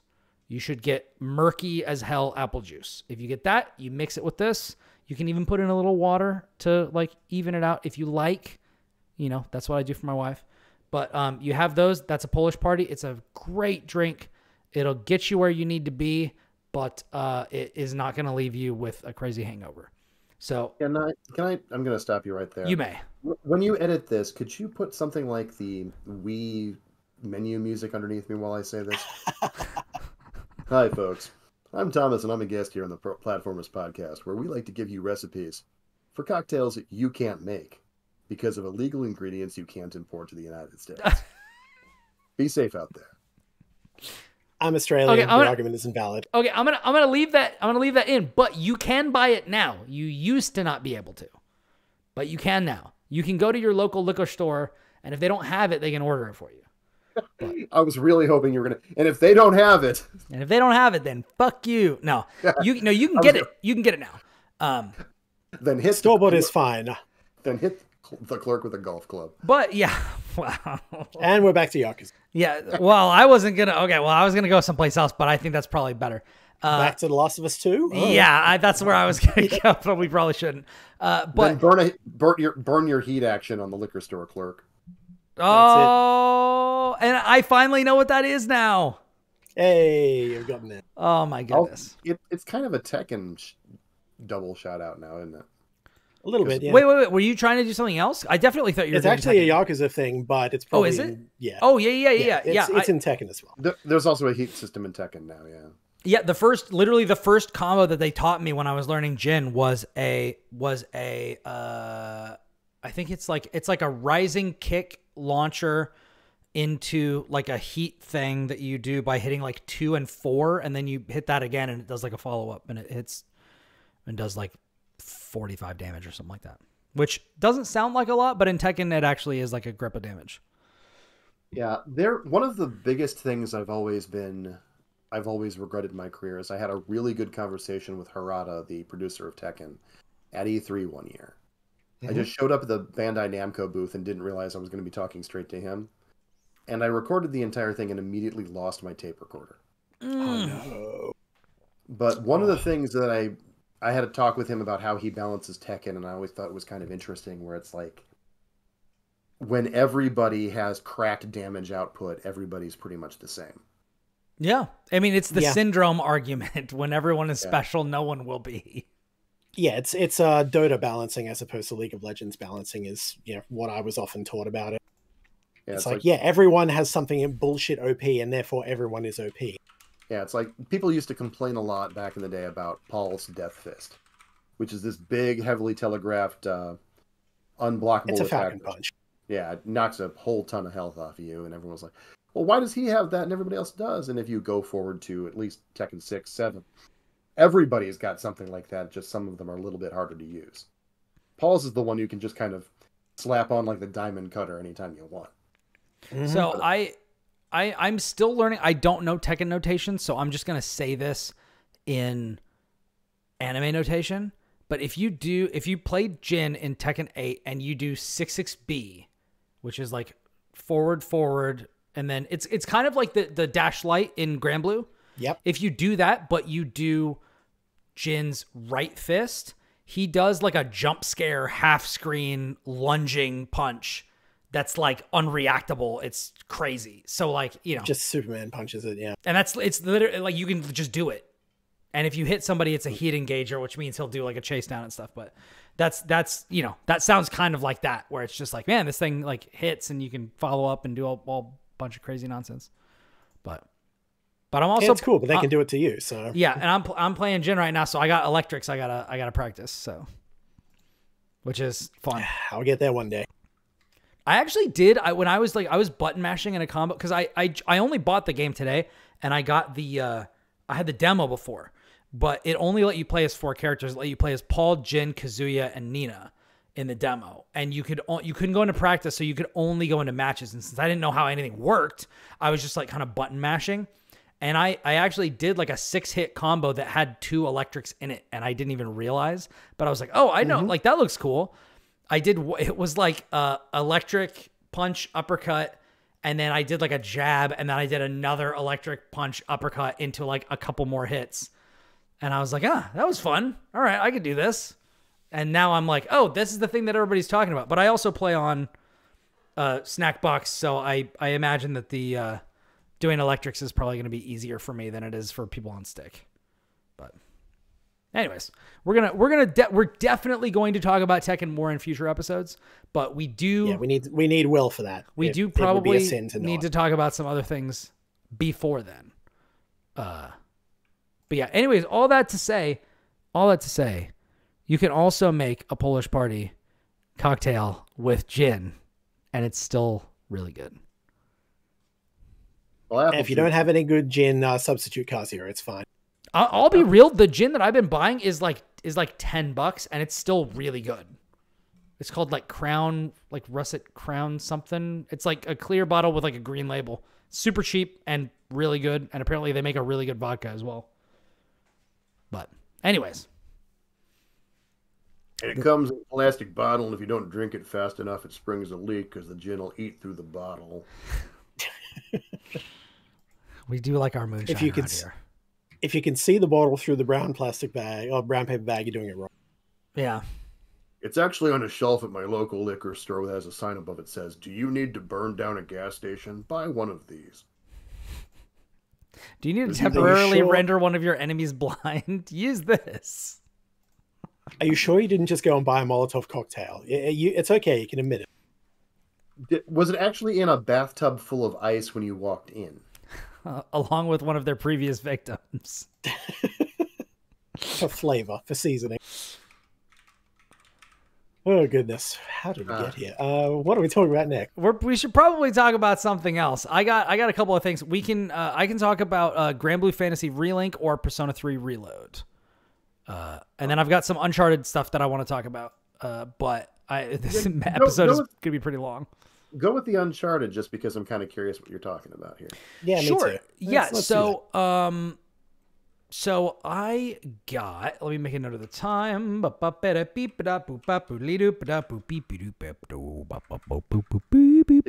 just put us on hold. Something like that. You get used to it. Don't worry, if he didn't, I'd just start humming the Wii shop music because you put it in my head now. I really appreciate that YouTuber joke. Whenever something weird is happening, they'll just put the Wii music in there. It's great. I like the version where the pauses are just uncomfortably long. Yeah. Anyways, so I started playing thanks to a wonderful key from our rep over at GOG. I have been playing the GOG version of the Uncharted Legacy of Thieves collection. I was really, really curious because I played these games when they originally came out. These games being Uncharted 4, A Thief's End, and Uncharted the... Lost Legacy? Lost Legacy, yeah. I think is the standalone spin-off thing. Yeah, which I find to be both of those quite good games. Some might even say great. Although your mileage may vary with Naughty Dog as a whole, I know that one of our frequent co-hosts is not their biggest fan. But bring back Jack and Daxter, you coward. Yeah. PlayStation has been putting their games out on PC for a while now. Leaning towards Epic because they own, I think at least 5%. I believe it went up to like 11% of their ownership, but I don't actually remember if that's true or not. But I do know they at least own 5% of Epic. So they've been going that route. They've also put some of their stuff on Steam, including Horizon Zero Dawn and Days Gone. And God of War is coming. 2016, yeah. Yeah, and God of War is coming to GOG, but the Uncharted collection, Legacy collection, and Days Gone are already on GOG, which is DRM free, which is fantastic. And that is really the only way that you can really buy them that way and not be in some way beholden to PlayStation. So I was really curious to check these out because I have affection for this series, apart from the original and to an extent Golden Abyss. I think they're all pretty good. And I think that these two are probably the best two, if I'm examining it from kind of a holistic approach. I think that you could argue that the stories for 2 or 3 are better, but I think that they both have weak points. I think the ending of 2 just completely falls apart, but the rest of it is pretty good. I think 3 might actually be better. 2 I think is the one that most people go to in that regard. And I honestly do hold some small affection for the first. Like, it's definitely the most flawed, and they built a lot of it. But just the story and characters and such is generally pretty good. It does a really great job establishing the series in much the same way that, and I know that I'll probably make enemies with this comment as well, like Raiders of the Lost Ark did for Indiana Jones, where I don't think that's the best movie at all. Like, I think that Last Crusade is easily the best Indiana Jones movie, but maybe that's just me. I have to go rewatch them now just to compare. It's been a while. Yeah. But, Raiders does, I think Raiders is definitely number 2. And I think that if you're looking for a standalone movie, like, it's obviously no contest because you need to have some context for what's going on in The Last Crusade. But anyways, all that to say, I really wanted to dive into the PC versions of the Uncharted games and specifically see what the GOG versions, like, how do they run? What do they look like? Like, what's going on with them? And I have to say, they're fucking fantastic. Like, I do not remember the cloth, like, physics looking as good as they did on the originals. And these might be like PS5 remasters of these games or something like that, but they look really great. They run absolutely buttery smooth and look fantastic on my PC. And it's great. I'm really digging it. That's good. Yeah, you'd want that bare minimum, at least for ports or updates of older games. For sure. Yeah. And I believe it's like $50 for the collection. Yeah. It's $50 on GOG and you get them DRM free, and it is 2 really good games.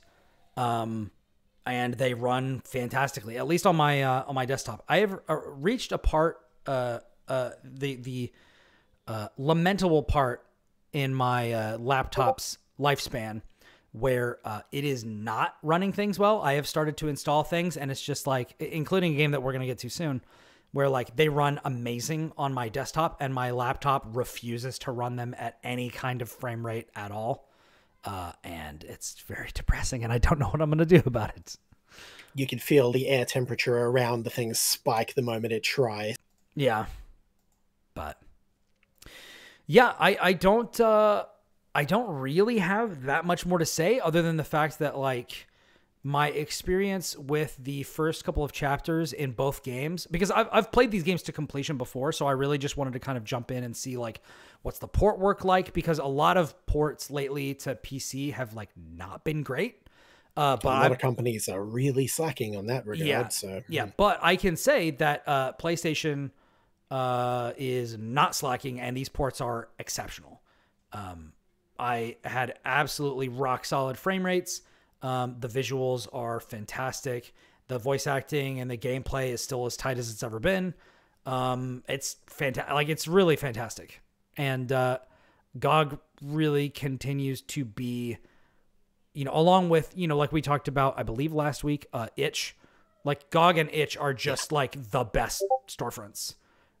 Absolutely. They may not get everything, but the stuff that they have is like, you just don't have to worry about it. It's like, you own this now, do with it what you will. And that is worth so much to me. I bought 3 charity bundles on Itch, and I am still going through everything I now have on that platform. Yeah. It's great. And I do think, you know, having DRM free Uncharted is pretty cool. Yeah. And I do think that as much as I like to make fun of Neil Druckmann's murder boner, I do think that at least Uncharted 2 is definitely one of the must-plays of its generation. There are a couple of action sequences in that which are worth the price of admission by themselves. The train level is just fascinating in how they did it. I was going to say, even like that has one of like the best game openings, just period. Yeah. And one of these days, I would like to, you know, win a bar bet or something with Neil Druckmann and get to establish my fan continuity in the Uncharted series, which is that every issue of Soldier of Fortune in the Uncharted universe comes with a photo of Nathan Drake on the inside front cover with a headline on it saying, "If you see this guy, the job is over, leave." Yeah. Yes. Because Nathan Drake has killed more mercenaries than incoming gunfire. Yeah, he's I mean, how much ink has been spent in the modern era talking about ludonarrative dissonance with this character? Like, it's just literally that is the game. The original Uncharted and Nathan Drake they're the ones that kickstarted the entire concept of ludonarrative dissonance as a whole. So much has been written about it. It's great. It's fascinating. You're right. So much has been written about ludonarrative dissonance with Nathan Drake that people tried to use that argument on Booker DeWitt, where it actually doesn't work. People got so used to playing that card that they tried to play it there, and it's like, no. That's the point. That's the point. That's the point. Over your head. Yeah, I mean, there are a lot of characters you could, but you know, you can level it. You can try to level it. For example, Max Payne, who, if you go through all 3 of his games and count up the body count, by the end of it, he's got something like 3,000 bodies on his hands. That is outrageous. But at the same time, all 3 Max Paynes. First off, he's a broken wreck of a man. He's not depicted as like a laudable figure. Yeah. Yeah. Well, he's a vigilante at absolute best. Yeah. He's not somebody like Nathan Drake. Like, half the reason people talk about that with Nathan Drake is because he does not internalize the weight of his violence in the least. Yeah. You know, he likes to make a little funny quip after he breaks a man's neck and throws him in the ocean. He You secretly hear him believes going, that no, when a grenade is launched toward him. Yeah.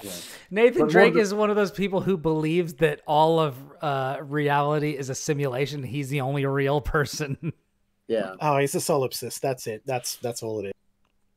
Well, no, and the other thing about Max Payne in particular is that all three games are they start at the end, and then Max turns to the player and says, here's how I got here.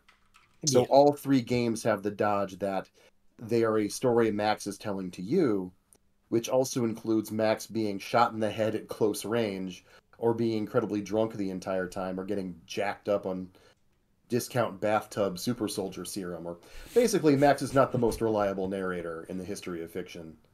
So there's a lot there. Embellishments are likely being made. Like a slightly more grounded Deadpool. Yeah. Yeah. But, mostly I just like to talk about the whole Nathan Drake thing because it makes certain people extraordinarily annoyed, and that amuses me.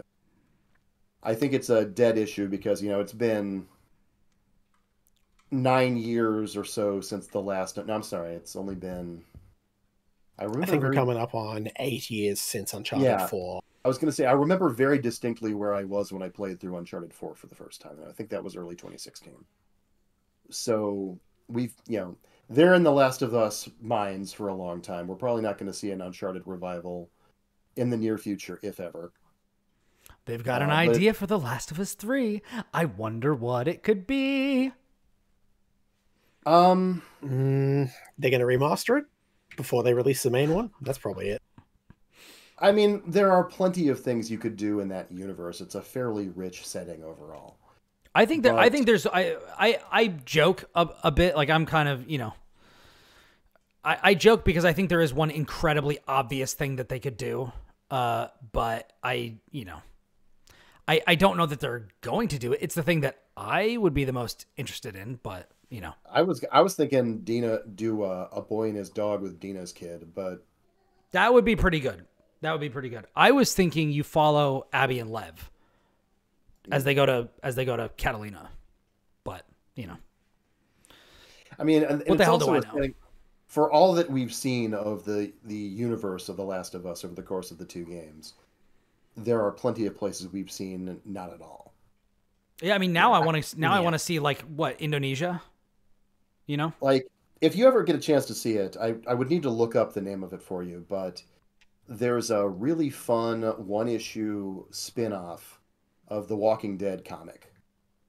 I forget the name, but it was written by Brian K. Vaughan, who is a pretty hardcore comic book writer, but it's the only issue. He did Saga with Fiona Staples, right? Right, that's him. Yeah. But he did one issue of it, which was set in Spain in the opening days of the zombie outbreak, and it follows Rick's brother. And as he's rescued by this museum curator who's dealing with the zombie outbreak by putting on a full antique suit of plate armor. It's one way to do it. Yeah. But it's really just like when you have a setting which is explicitly after the end of the world is a big place. Yeah. Mm-hmm. So theoretically, they don't have to keep following these characters. That's true. Yeah, I'm just talking about hanging threads. And honestly, like now that I think about it, I think that the Indonesia string only makes sense if we're following the show continuity. Because I believe in The Last of Us 2, they talk about the place where it first surfaced, and it's in like Seattle or something, right? Although that could have been from there. So like if the show is, I mean, I know the show isn't canon because certain things happen differently. Like they don't go to Kansas City in the game. But if the origins of the situation are correct, I think it'd be really interesting to have one set in like in Indonesia, and explore that kind of a like what's going on in the place where it's been around the longest, even if that isn't like longest is like relative, to the older places because, I guess spoiler alert, but like, Rat King shit all over the place, could be interesting. I'd say set it one in Australia just because not enough places do, but like we'd be fine. We'd be completely normal. The kangaroos would have killed all the zombies. No problem. Have you ever seen a zombie movie called Wormwood? I have not, no. It's an Australian zombie movie. You'd probably dig it. I'll have to check that out for sure. I'm curious now. It's very Mad Maxy, as is Union Regulations, but naturally it's still an Australian zombie movie. I mean, Mad Max is just, a documentary of the time we lost internet for a week, so you know how it is. Well, sure. If you can't get your fantasy footy in, then what point is there to letting your neighbors? Why even bother? Yeah. At this point, wear their skulls on your hood ornaments. Let's go for it. Although I suppose if you're making the argument that The Last of Us is the story of Joel Miller and his legacy of violence, there's really all the way. I mean, the first thing I thought of was Dina's kid has to go to Ellie for help with something when Ellie is in her Old Man Logan arc. Could be fun. Yeah. Although the real credulity stretcher in The Last of Us is always going to be there still being people left. Yeah, that was always my biggest takeaway. Is just I'm not a fan of the world building of that franchise, mainly because they act as if it hasn't been 20 years and instead has been like 2 to 5 in a lot of ways, and it's like so much would have changed. So many it's a long diatribe I could go on, but that was always a big thing for me. So yeah, it would be. I'd have to see what they did with it, really. Then give it that long a time, and given how the cycle of violence just continues, then there's not going to be people left to actually have anything interesting with that. The wheel of fate is turning. Heaven or hell, Jewel 1, let's rock, etc. Yeah. I mean, that's one of the reasons why I still really like Resident Evil as a series, is because it has so far resisted the urge to go full-blown zombie apocalypse. It is instead they always keep it somewhat contained to locale. I find that really interesting. Although that is, I mean, not true of the movies. Yeah, I was literally, that's literally what I was going to say is because of, I think it was Resident Evil Aftermath. The third one where it was just just from then on, it's just ridiculous. Yeah. Which but, I will put everyone on this podcast and everyone listening to this podcast probably in an instant depressive episode by saying that, the movies are actually how I have experienced Resident Evil. I have not played the games. I forgive you, Brian. I don't know if everyone else will, but I fucking don't. You make a compelling argument, actually. You know what? Damn it. I lost. I had him for a second and I lost him. You fucking did not. You told me about all the characters you play. Luke players reserve no redemption. Oh, I just want a perfect knuckle. That's all I care about. And Sandblast, just a little bit of Sandblast for fun. He just wants to take you to Memphis. Come on. I just want to help you ride that bus. I got a perfect knuckle for you at PAX West this year. I bet you do.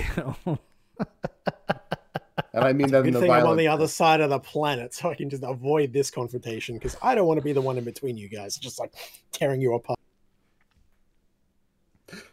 And get knocked off the dam. But yeah, I think that for all the shit we give Naughty Dog, much of it is given because it is incredibly entertaining. And especially the way that Neil Druckmann... Entertaining to give them shit?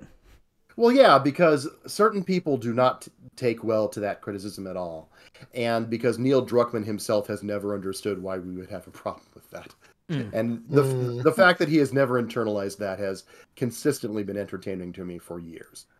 But, just... 100 brain Dr. Uckman. Yeah. He would say things like, Uncharted is set in an alternate heightened reality where the value of human life isn't taken as seriously. It's like, motherfucker, that is the kind of world-building detail which just upended your entire setting. Yeah. Yeah. You did not think that. You might as well just... In Uncharted, the atmosphere is made up of equal parts nitrogen, oxygen, and cotton candy. It's like, congratulations, you made it worse? Yeah.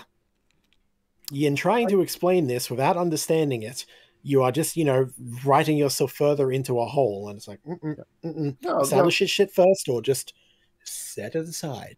Yeah. In Uncharted, roughly 75% of the human adult population do not regard other people as people. It's like, So good luck getting a society out of that for long. Yeah.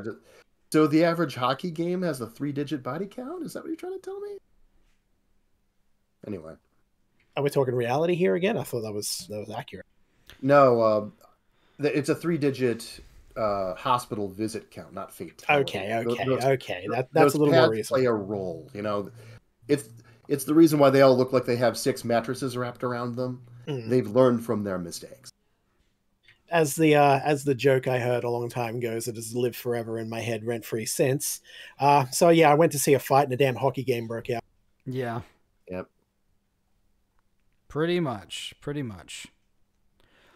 My goodness gracious. So that was the Uncharted collection. Which is good, you know. Good ports. Good time. So we've got a couple of things that we can talk about, or we can get wrapping up. I can talk about Persona 3 Reload and Grand Blue Fantasy Relink. But I want to see what you guys want to do. Or if you've got some stuff. Because I know Thomas has something else, or a reason to be here as well. Well, I've been mulling over the new Silent Hill Shadow Drop from last week. And like I said, the only other thing I've really been playing is Pal World, which the only new thing I can bring to that conversation at this point is, like I was saying to Kris earlier, it's a really good podcast game, and I don't think we talk about that enough. But that's a whole discussion I could have about, the nature of how some games are meant to be focused on and some really don't have to be or shouldn't be or that. But then also just that leads into the whole thing of, should we be splitting our attentions like this? Is this a good thing? Do we all, for humans? Is this causing problems as we do this more often, But that's a big thing. So yeah. Well, Thomas, do you want to cover either of those now? Sure. I played through a lot of the new Silent Hill. Which is to say, all of it, because it's only about 2 hours long. Especially, it's a PT-esque experience, right? Yeah, it's a first-person walking simulator, although it's only got one real puzzle worth talking about, and one real difficult sequence near the end. And Brian needs to go refresh his gin supply. But he'll be back. I'm here. The thing which annoys me the most about it is that it's not very subtle. Because it's a AAA video game in 2024. Made by Konami. Well, no, it was made by this other company, which is not. It was only published by Konami. The company the company that actually made it is here we go. Hexadrive, right? Yeah. Yes, I remember hearing that and raising my eyebrow. Yeah, which is apparently a whole studio for hire that a bunch of the big Japanese studios have made. They haven't really made anything on their own, but they've worked on a lot of ports and a lot of big games. They're devs for hire of sorts. Yeah, and granted, they're credited for development on the third birthday on PSP, which means their enemies. They are the worst people. Yeah, they are the worst people to have ever walked the face of this earth. They're up there. I don't want to exaggerate, but they should have been tried at The Hague. I'm with you. I've not played the game, but I have studied it and looked at it and gone, oh my god, what were they thinking? This is the worst it's ever been. So yeah, if you walked away from Parasite Eve 2 with any affection for the characters or world, the third birthday would be that game. The third birthday would be a slightly more satisfying experience for you if it was just a 10-minute cutscene in which somebody came in and shot Aya in the back of the head. Yeah. Just gangland execution would be significantly better than the utter breakdown of the character and world and setting and everything that happened that the third birthday contributes. It's awful. It's fucking awful. I mean, it doesn't play particularly well, and the non-play part of it isn't great. No. But so I was looking up who these people were before I went in, and I went in with a bit of a chip on my shoulder. which probably influenced my early annoyance with it. Because for the first solid hour of it, you pretty much just walk around, open doors, and read files. And all the while, your character is constantly narrating to herself, so you never have any real questions about what's going on or where her head is at. Okay. And it also routinely takes control away from you for long periods of time to watch FMVs or to watch something play out without your involvement. It's a 2-hour game, and you're probably only in direct control of the character for half of that. So there's a long itemized list of reasons why people would be annoyed with the short message. And I don't disagree with any of them. I think it kind of turns itself around eventually if you're willing to play in, because it does do some interesting stuff towards the end, because it's a story about, at its core, a woman who has endured profound abuse in her life, and how an unknown entity kind of latches onto that to torture her. So it's very much a spiritually in the same vein as Silent Hill 2. And the one really interesting thing about it, which I'm not sure they're actually going to do anything with, is there's a file near the end of the game where it has the only link back to the rest of the series. Okay. Short messages set explicitly in about 2022 in Germany in a rundown residential block. A bit of a departure from the town, but yep, that makes sense.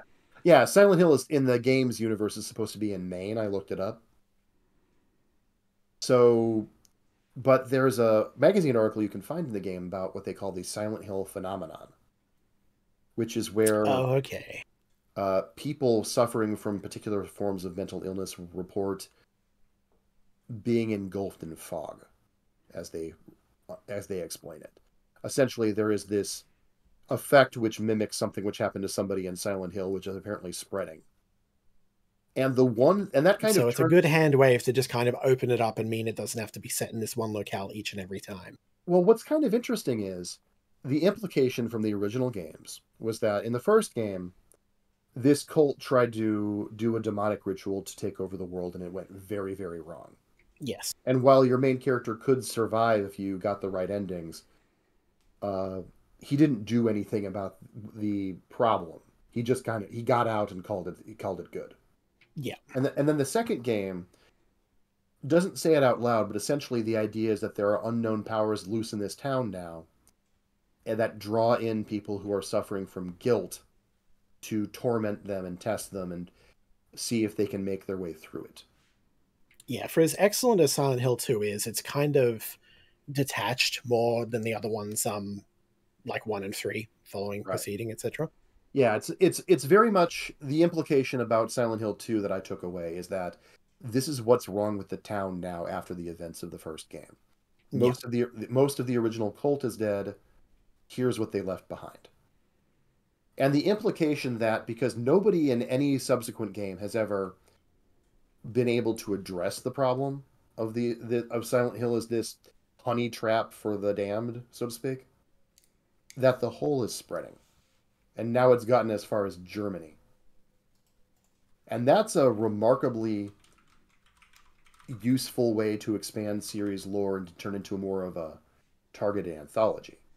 Because there's a lot you can do with that. As you say, targeted anthology would be fantastic. And just have little vignettes all over the world. Yeah, and that was something that I always thought that was the natural step that Silent Hill would take. But nobody... It's not even so much that once Team Silent left, the series went to hell, as that everybody after them wanted to do something with the series which either misunderstood what it was a brand exercise, was just trying to glue some other kind of story on top of the existing Silent Hill thing, like was the Twilight Zone. And they didn't do the homework, and if they did, they didn't respect the homework more often than not. I mean, the American comics are the worst. Just ugh. Yeah, just don't even try. And so this is a fundamentally mismanaged series. But I will the short message has a couple of interesting things in it, and it's only 2 hours long, like I said. I can see why it would annoy people because it goes out of its way to make its protagonist extraordinarily unlikable. And I would also say to anybody who's on the fence about it, it starts with a content warning about suicide and self-harm. Take that content warning incredibly seriously. If you or anyone you're going to play this with is prone to depression or intrusive thoughts or what have you. Because this game is basically riding around the viewpoint of a suicidal teenager. Yeah, that'll do it. And but even so, with what links the short message to the rest of the series is the idea that we're gonna do Silent Hill 2, but we don't have to be in Silent Hill for it anymore, because it's been at least 30 years after the last game in the series, and things have gotten worse in this universe. I mean, that's a genuinely good idea. That's something you can work with. Absolutely. But ultimately, it's just a case of, will they? Do they do anything with it? Do they do more interesting things with that? Or will Konami be Konami? Yeah, that's something I was genuinely thinking about, is that... coming to a pachinko machine near you. Yeah. That, to a certain extent, the good Silent Hill games all operate on their subtlety. Yeah, 100%. There's a lot of the best moments of Silent Hill 2 and 3 in particular are something you have to come up with on your own.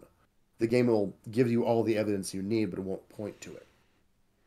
Like, for example, the example I always use is, you don't find out till nearly the end of Silent Hill 2 why James's other world in particular looks like it's been underwater for a really long time. But I don't know if a game which is explicitly supposed to be a AAA game in 2024 is equipped to be as subtle as it needs to be to have the impact that we associate with Silent Hill. Yeah. I'm not thinking of any examples off the top of my head. Subtlety is a subtle art, and many of them just don't have it. They do not show it. They have to make it clear for as many people as possible, often to everyone's detriment. Yeah, and I'm not saying that horror has to be subtle. I would never accuse Resident Evil of being subtle. But you sure? Yeah, you sure? I think there's plenty of subtlety in there.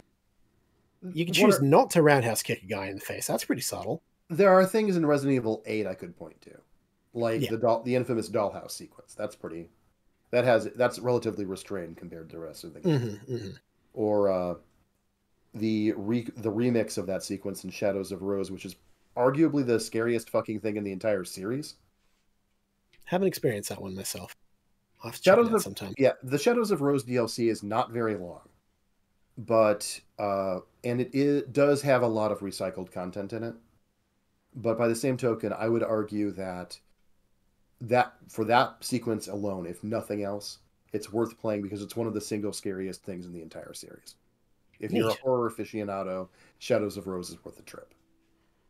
So Capcom can do subtle occasionally, it just would rather do flaming roundhouse kicks, which is an entirely valid and defensible life choice. I'm not here to shame anybody. But Silent Hill itself, every so often, is entirely willing to just go for the weird shit. This is the game with the giant blinking Eileen head from Silent Hill 4. Yeah. So my biggest question isn't so much, can Bloober Team or whoever make a good Silent Hill now? Can Bloober? I don't think so. I think Bloober's entire career as a studio to date has been auditioning to make this game. I think they're probably, if nothing else, I'm sure they're entirely aware of the weight. Yeah. I agree. I just also don't think they're equipped to handle it for whatever reason. They either did not do the homework or do not have the chops to handle the homework and its topics eloquently or elegantly. The medium is very much them trying to make a Silent Hill game, and it has a lot of the same problems that I was just talking about with the short message. You spend a lot of time not actually playing it. And in addition, it's got the problem where it's got just a few too many plot twists.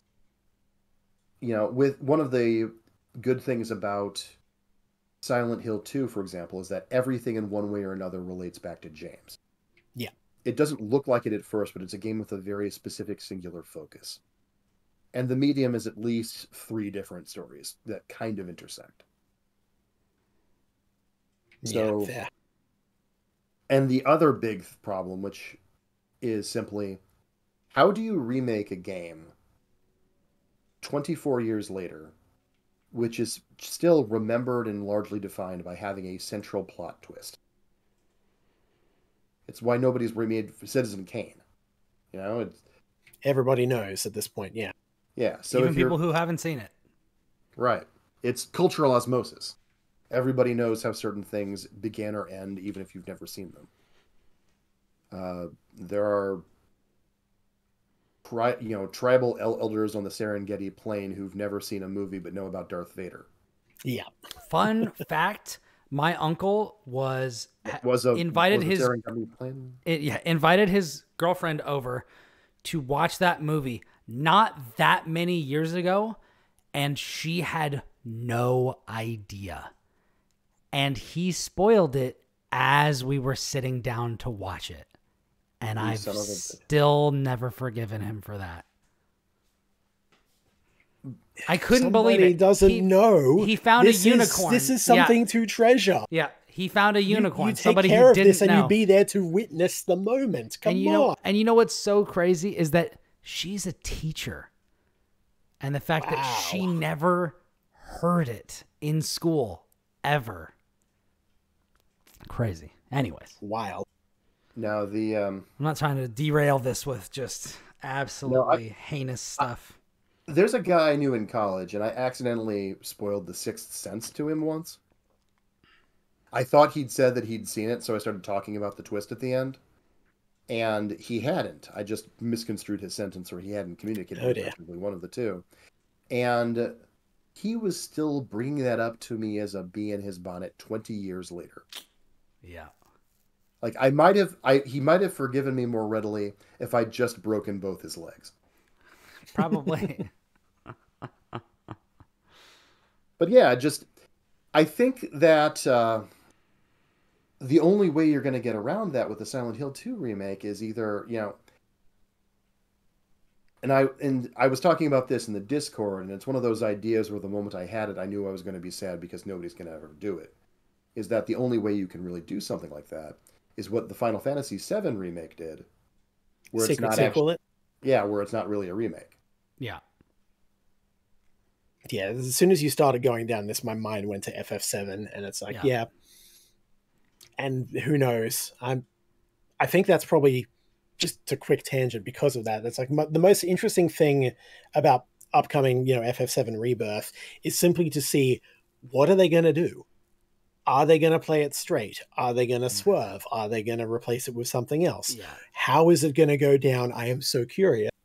I hope Aerith stabs Sephiroth. I hope they go full Harry Turtlebug alternate.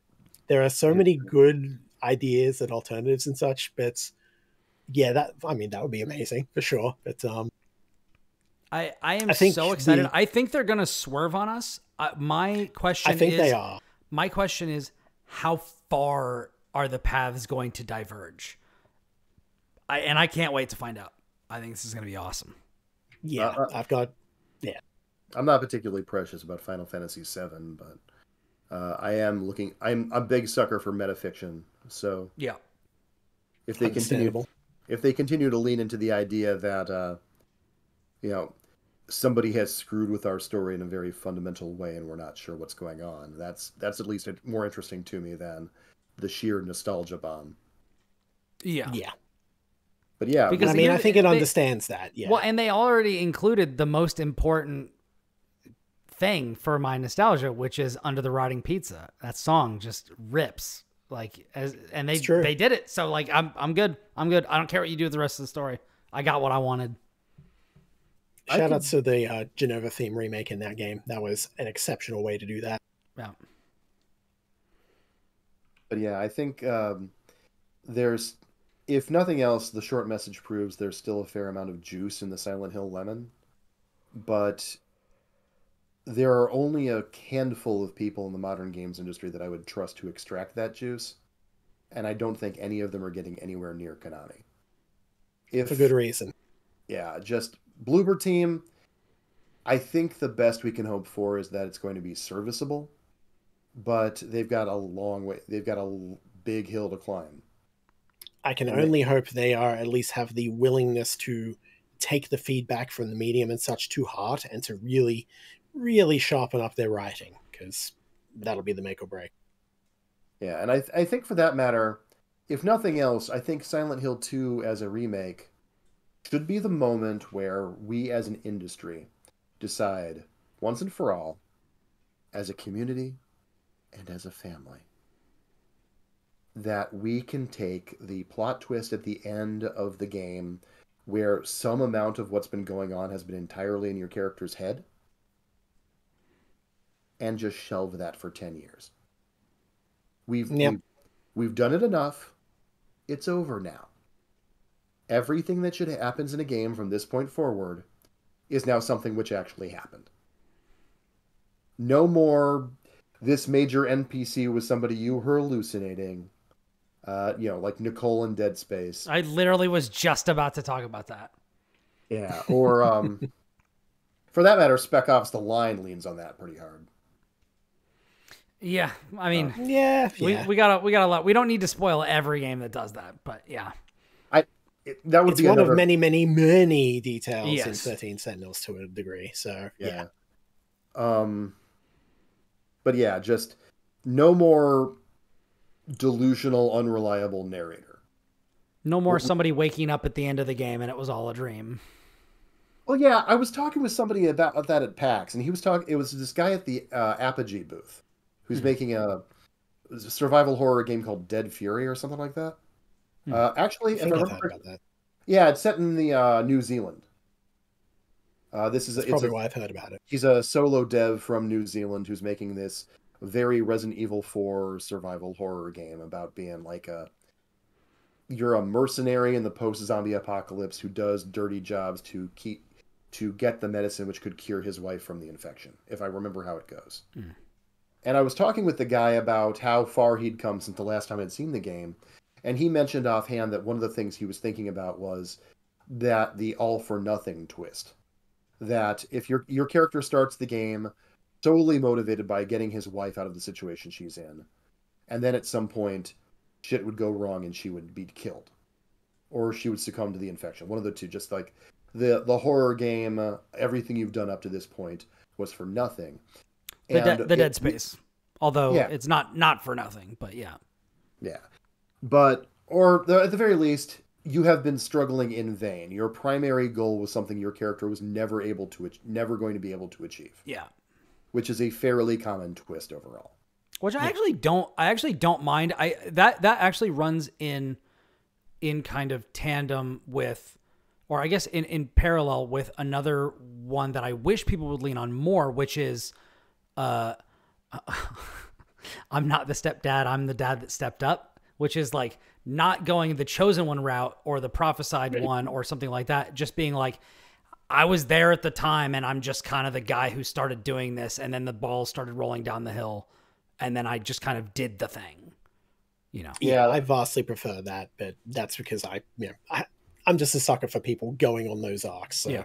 Yeah, I always liked the Roger Wilco in Space Quest, where he's the janitor on a spaceship and manages to survive when everyone else dies, and ends up saving the day simply through, almost by accident, while he's trying to survive the aftermath. So you like it when people Mr. Magoo their way through their adventure, basically. Well, it's just a decent example of somebody who is not the chosen one. Yeah.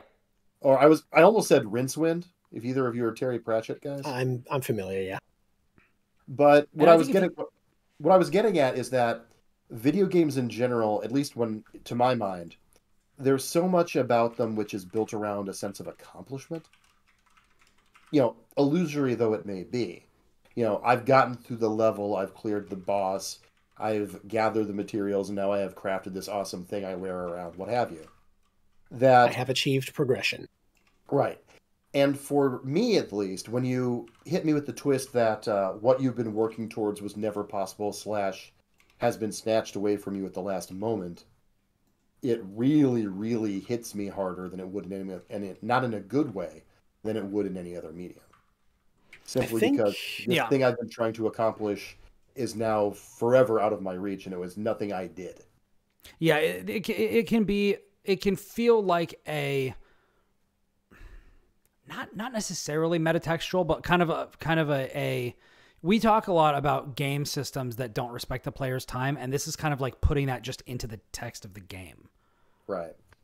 That, and it's also like in this case, there are two characters. There's you, and there is the character you're inhabiting, and that story beat or whatever is aimed at the character, and that would be effective if you weren't also playing the game. In less interactive mediums, that's fine. You know, it sucks for that character, but we're sitting there watching it, eating popcorn. It's like, yeah, okay.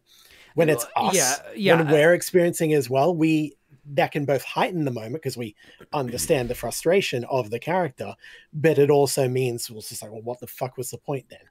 And it's the tricky balancing act. And it's hard.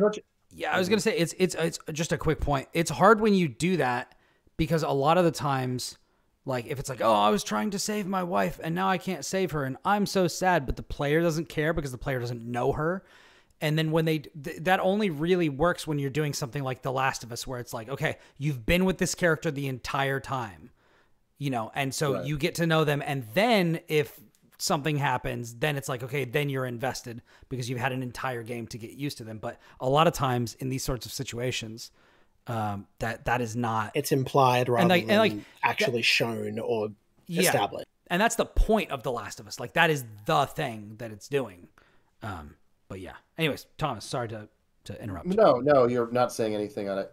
I might not have gone straight to The Last of Us. I was actually thinking of Fatal Frame 2, but yeah, the same deal where you've given the player enough time to get to know this character, and you've carefully managed what the character does, so they're at the very least in your good books if you don't actively like them. I guess Elizabeth from BioShock Infinite would be another good example. Yeah, a helper character, somebody you are genuinely encouraged to, by good writing and good narrative design and mechanically, to be fond of in one way or another. Yeah, and like The Last of Us, it also centered like that character is actually the main character. Like Booker and Joel are not really the main characters. Yeah, they're just the viewpoint character. Yeah. Yeah, that's actually another thing I took away from Final Fantasy X. Was the first time I ever encountered a piece of fiction where my viewpoint... You were not the main character? Yeah, my viewpoint character was not also the protagonist. Yeah. Because by any metric, despite what Titus would tell you, he is not the hero of that story. Yeah.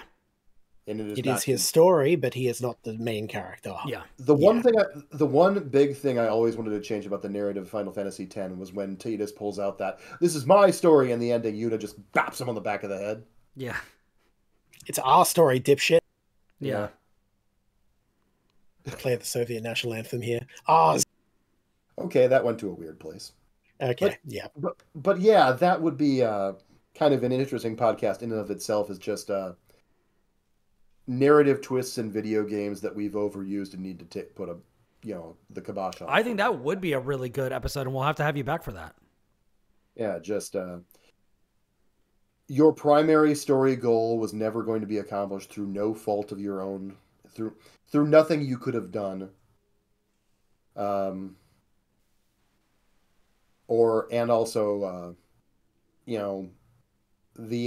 helper NPC that you don't really care about, but that sort of thing. Yeah. But yeah, that's definitely just, I don't even remember how I got on this topic, but I think I've said Silent Hill. Yeah. It's food for thought all the same. You know how it goes. But yeah, just horror stories which end with that's another thing I like about Resident Evil, is that generally people have paid a tremendous cost to get to the end of those games, but they have never pulled they very rarely pull the this was all for nothing thing. Yeah, you get out, you do your thing. Usually it's at least somewhat contained and the world is better for it, to varying degrees of success. No, I'm not as I've said before, like I'm not experienced in playing the Resident Evil games. I would imagine that they don't move the goalposts or pull the rug out from under you because your goal is just to live. right? To an extent, but there's usually a bit more to it. Like, you usually go in, like, almost always you are like part of a crew military thing with an objective, and you almost always accomplish that objective to a point that there are usually further complications and actual, the objective is also just like, oh yeah, we tried to stop a thing, it's actually this guy who was doing the thing, so we stopped this guy, the end. Yeah, for example, in the Resident Evil 2 remake from 2019, you play as two characters, Leon and Claire. They end up in the middle of a zombie outbreak, and they are... I think I actually have this game on Steam. I just haven't played it. Well, you should. It's great. Yeah, without spoilers, Leon is in town because he's late for his first day as a rookie police officer. And Claire has just come to town because her brother has dropped out of contact. She wants to find him. Also, it's 1998, so she can't just ping him on Facebook. And through the game, both of them are very, very reliably given goals other than just their simple survival. They want to find out... Leon wants to find out what happened. Claire wants to find her brother. And both of those goals evolve. Yes. So both of them are kept going by something other. And one of the things which I always thought was about as close to a mission statement for the entire series is in RE2 2019. Somebody asks Claire at one point why she has gone so far out of her way to save somebody. And she looks down at the character in question who's asked that and says, because I care. And that's all the definition she ever gives. She doesn't, clarify the statement with a personal anecdote. She doesn't, say, because you remind me of somebody else or because of my personal trauma. It's just, I did this because I give a shit. I care. That's enough. Yeah. That's a really good answer. It's a good thing to have. Absolutely.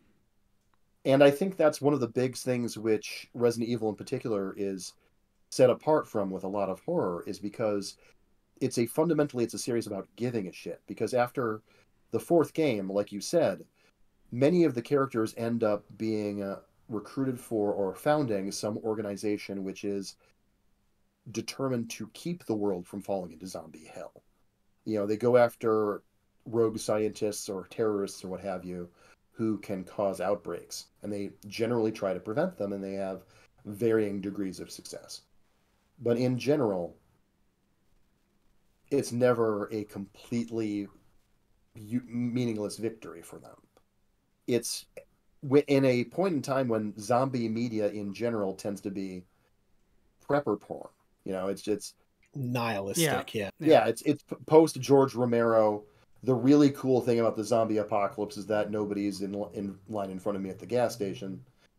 And it's every man for... Days Gone, for example, is for about 75% of his running time is a fundamentally cynical piece. And it's got a lot in common with The Last of Us, actually, because you have killed more people by the end of Days Gone than the zombies could possibly have touched. Yeah, I'm not a huge fan of zombie media, I don't think, although I have consumed a bit of it. But that's one of the things that I really like about 28 Days Later, is that is actually a pretty optimistic. It's a really dire situation, but like it ends well. Which, like, I saw one, I forget which movie it was, but they're staying in a mall, and then at the end they take a boat to an island. That would be the 2004 Dawn of the Dead remake. Well, there you go. That was by Zack Snyder, yes? I believe so. Yeah, which, like, that ends not super well. No, it does not. And but it's a Zack Snyder film, it's just... Yeah. Sure, yeah. I mean, I didn't know it at the time, but yeah. Yeah. Yeah, there's a real... That's one of the things about horror movies can get away with this was all for nothing, or the ending is just another beginning, we weren't as far out of trouble as we thought, or the killer is still alive, or what have you. Yeah. Because as Kris just said, you're a passive observer of the experience. And you're only going to be there for about 90 minutes, so... Right. Mm-hmm. Yeah. And if you're in a video game which prides themselves on immersion and identification with the viewpoint character, a lot of the time, if not always, everything you've done being worthless hits twice as hard, and not in a way that is beneficial to the overall impact of the work. Yeah. Yeah, the interactivity is both the blessing and the curse of video games. You really gotta factor that in when designing and writing for it, and plenty do not, because they're trying to write for other mediums.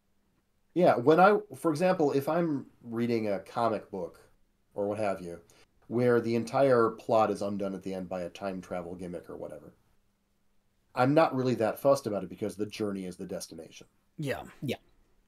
But in a video game where some amount of my personal accomplishment throughout this process is hinged upon accomplishing my plot goals, I suddenly give a lot of a shit about that. Yeah. Yeah. And I feel like that also might be a thumb on the scales might also be that games that tend to do that also lean a little bit heavier on story and less on having incredibly satisfying gameplay, which means that the moment to moment being satisfying and giving you that, whatever they call it, that 30-second loop or what have you, isn't there to support your thesis of the journey being the destination in the same way, if that makes sense. Yeah. The moment to moment is the destination. Yeah, but games like for example, a game like Halo is a lot less likely to do something like that than something like, I don't know, The Last of Us or something where like the gameplay may not be what you're playing the game for. If you're playing the game for the story and the story ends up being that the story is not important or it's not going to happen or you were doomed the entire time, it's like, oh, and I think that then works you better in tandem. hope the gameplay was good, and it wasn't. Yeah, or that you haven't seen that before, because then you have the novelty of it. But if the gameplay is like not particularly anything to write home about, and it's a trope you've seen before, then it's like, what the hell are we even doing? Yeah. There is a certain amount of, when I make this argument, it does presume that a certain amount of weight has been placed on the overall narrative in the first place. Yeah. Which is another thing that you can't necessarily assume. Yeah, I was just thinking that, for the sake of argument, but by the terms that I have placed out, Vampire Survivors doesn't work because you cannot not die. You actually, and it's kind of, I mean, the funny part about Vampire Survivors and the movement it's one of the only bullet heaven games I've played to this date, and I've played a lot of them by now, where you actually never do survive. Yeah, you will die at the end of the 30 minutes unless you have a handful of things that you can do, in which case you will stop that death, and then a very permanent death is like, no, your run is over. Good job. Yeah. And then I do think it's funny that not only do they move the goalposts, or not move the goalposts, but say that you were never going to win then, but also every coffin that you open is like, oh, Dracula isn't in this coffin. I know you were looking for him. Sorry. I'm somebody who's going to help you. And then you still never find Dracula. Yeah, the running joke that you have, despite everything, there has never been an actual You've vampire never found a goddamn vampire, yeah. I love it. You've never survived and you've never found a vampire. The title of the game means nothing. I love it. It's and somehow that makes me love that game even more. Yeah, I got 100% on it on Steam, and I just decided to put it down for a while. Just got every achievement. Was like, this is as good a break point as I'm gonna get, and I need to step away from this now. It's fantastic. I need to quit crack. I'm sorry. Yeah. Or you could go to, a different variant and do 20 minutes till dawn is pretty good. Yeah. I was just gonna say, I was playing a lot of that because they finally got out of early access not that long ago. Yeah, it's good stuff. Yeah, I picked it up on Switch. It's just a good, I'm just bored. I'll do a run game. There's another one that I've been playing called Time Wasters, which is bullet heaven, but it's kind of more like Asteroids. Aptly named. Yeah. Oh yeah, it's pretty self-aware, but nice. It's anime girls. I feel like they all are anime girls in spaceships rather than vampire hunters or what have you. You have my attention. All right. Listen, we know what we like, and we like anime girls and spaceships. All right? It's true. All right. If she had Jin, Brian wouldn't need anything else. It's true. That's true. Yeah. Although I had that many cups, I am completely out, and now my throat is parched, which is why I roll so deep with the drinks. I get thirsty. I'm a drinker. I come from a family of drinkers. Whatever it is we're drinking a lot of it. Water. I don't know. Insert other liquid here. You know, when you start the anecdote with family of drinkers, you set up certain expectations about where you're going with that you did not meet. Hey, maybe I took some notes. Is this a cry for help? Can we help you, Brian? Hey, you know what? You were never gonna get that satisfaction from me. Damn it! It happened again. We only had your word for it that was not 64 ounces of gin. It's true.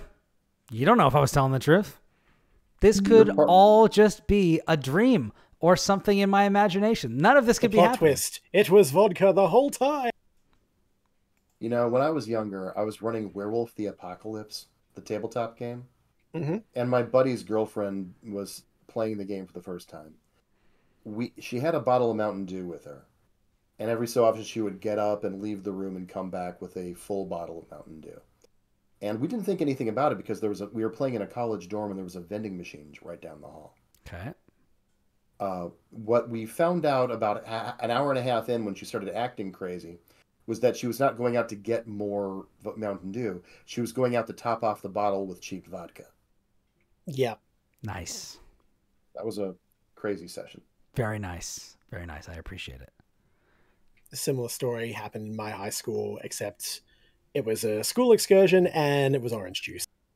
Nice. Excellent. It was not orange juice. Very nice. Very nice. All right.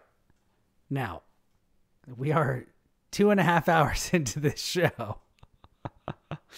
And I've still got 2 things I can talk about, depending on if we want to do that. I'm fine to keep going, but I'm also fine to leave it there. Yeah. So you said Persona 3 and Grand Blue Relink.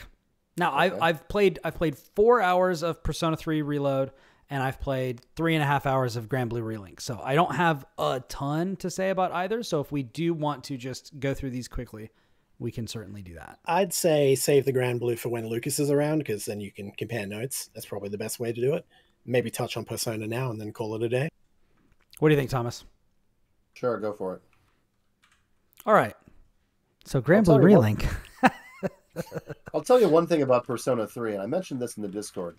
I had actively forgotten until I pulled it back up yesterday. Yeah, that's right. I saw that. That it was the game about teenagers shooting themselves in the head. Mm-hmm. And it felt like, how did I forget the objectively craziest fucking thing I've ever seen? That was the weirdest thing about it. Like back when, before it ever got confirmed that it was going to get an English release, I saw the Japanese reveal trailer for it. And so I was just watch this. I'm like, okay, cool. Yep. Looks anime. Looks so what the fuck? What the fuck? Why are they shooting themselves? And suicide is painless. It's easy if you try. Content warning for this episode. How the fuck did that game get remade without being mostly content warning? I don't know.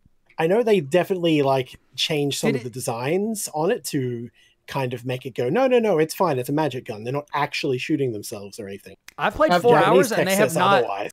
I have played 4 hours. They have not said that. And they look the same to me.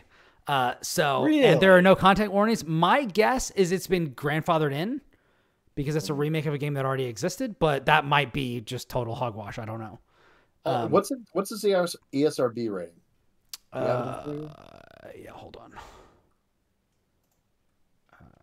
Yeah, because I know they at least, and this is apparently just a thing of the English localization, that they grandfathered in the idea that the evokers are not actually guns. You are, it's just the subconscious action of you doing it is enough to do it. Whereas in Japan, apparently it's like, no, there's no such thing like that. It's just, they go for it and that manifests. Yeah. So rated M, 17 plus for violence, blood, sexual themes, partial nudity, and strong language. Yeah. And I was gonna and teenagers shooting themselves in the fucking head more than once. Yeah, sure. Yeah. Which is crazy. But yeah, it is really funny because they literally, I played the opening, they literally never explain it. Like the main character uses it without knowing what it is, and he's never seen anybody use it before, but then he also says persona as he uses it. So like the implication is that it's instinctual. Orpheus is reaching out at some point. Yeah. Although in the original version of the scene, I don't know if it's changed. I know Yukari at least attempted and wasn't able to before. She pulled it out and put it up to her head, and then got like slapped out of the way by the monster, and then he picked it up and tried to do it, but there's no explanation. There's no explanation, but there may be inferral of maybe this will do something. Yeah, she didn't seem that desperate to just be like, "Well, monster, I'm out." Yeah, I think it's very strange. It's very strange, but I mean, all that to say, Persona 3 is still. So I played Persona 3 Portable.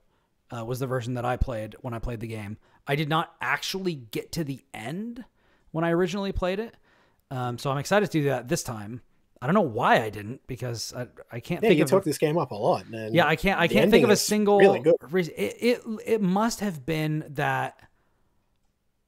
It must have been that like something came along and distracted me, or maybe I don't know, maybe I like sold my PSP to get a Vita or something. I can't think of like why I wouldn't have finished it, but for whatever reason I didn't. But I got extremely far and did like basically everything. But so playing this time is really exciting because there are some key differences from Portable to Reload. Not all of them are positive.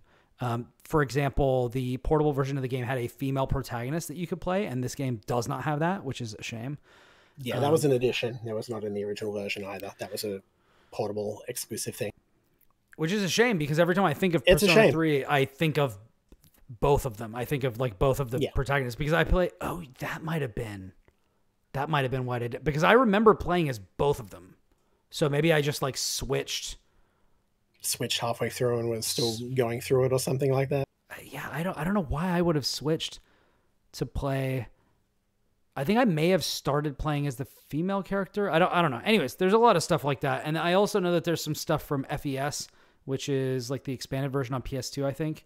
Yes. Where it has like bonus content it had like an epilogue area kind of thing, which was like expansion of the story, but mostly just a focused dungeon crawl mini version of the game, which wasn't that great overall. Yeah, the main game in Persona 3 is called The Journey, and FES adds, which is actually supposed to be an abbreviation for festival, I guess.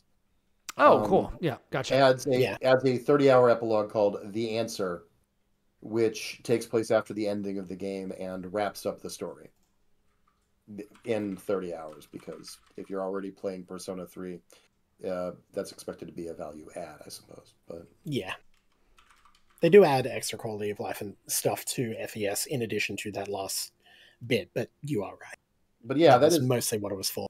There was one of the big Twitter leaguer people was saying the other day that at the very least, The Answer is supposed to come out as DLC for the remake at some point. Nothing's been said about adding the female. I've not heard anything concrete about that, and I don't know about they've been silent on the female protagonist part. I would love it if we got an update later on that included these things and just made Reload the definitive version. But I also know that there are other things that are not included. Like, there's a fatigue debuff that happens that happened originally when you went to Tartarus the next day. So I do not think you could go 2 days in a row. You could not. That's correct. And if you stayed too long in any given session, you would start to, suffer penalties and such. Yeah.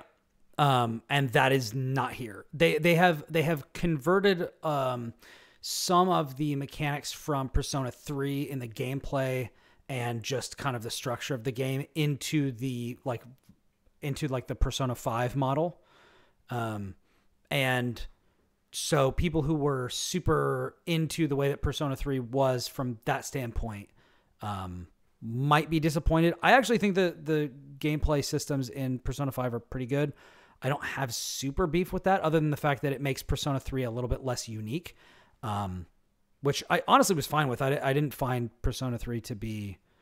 obtuse or that wasn't why I was attached to it. Yeah, like more so than anything other aspect of it. Yeah, I don't particularly feel I didn't dislike any of the things that Persona 3 originally, or at least P3P originally had, but I also don't really miss them. So I kind of, your mileage may vary with that if that was some stuff that you like. I do legitimately wish that the female protagonist was there. And I don't think the answer was in P3P, so I haven't played that either. It was not. No, it was not. Yeah. So the version that I have is mostly still here, with, these few changes and things. And of course the visuals are just absolutely outstanding. Yeah, it's still a game that has a stronger sense of visual identity than most of what's around it then or now. Yeah. Yeah. And I do still think that this is a conversation that I've had on the podcast before, but I still think that the cast of characters in Persona 3 is easily the best, at least of 3, 4, 5, and Royal, which are three portable, 4 golden, and 5 Royal. I still think the roster in Persona 3 is easily the strongest. I used to think otherwise. Rings. I used to think otherwise, and then Cam came on the show and ruined me. So yeah, that does happen. But even still, there love you, Cam. There are like legitimately half or 2/3 of the cast from 5 I could do without, which is just straight up not true of 3.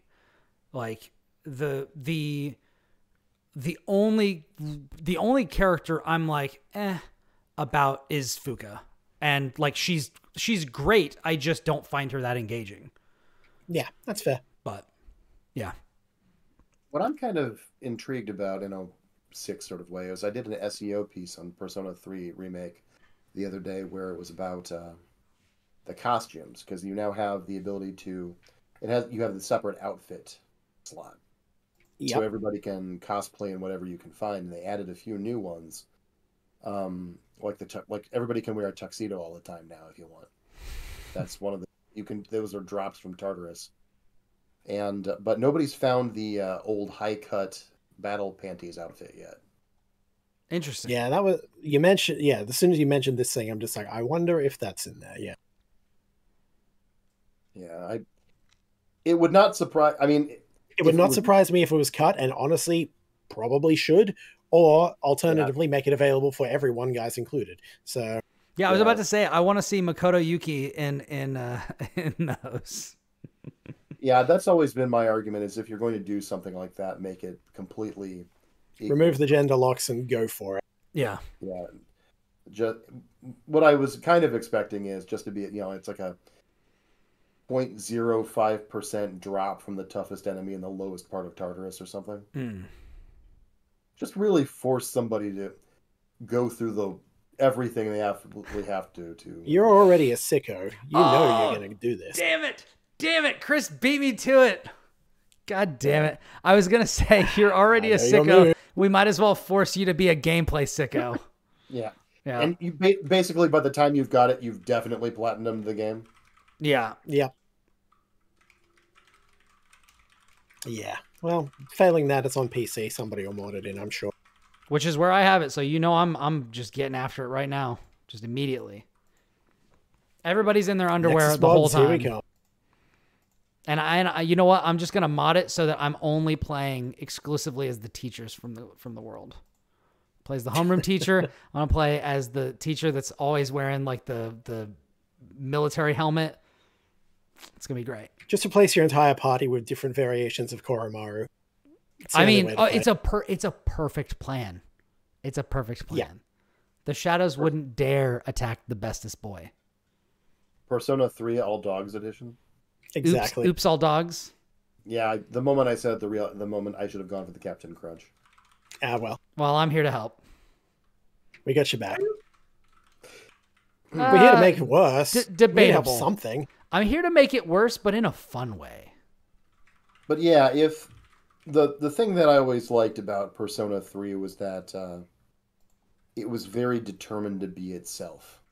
Yeah, because absolutely. When I first played it, I was coming off this long period of being really frustrated about how every console RPG I'd played for a long time had been really impacted by Final Fantasy VII.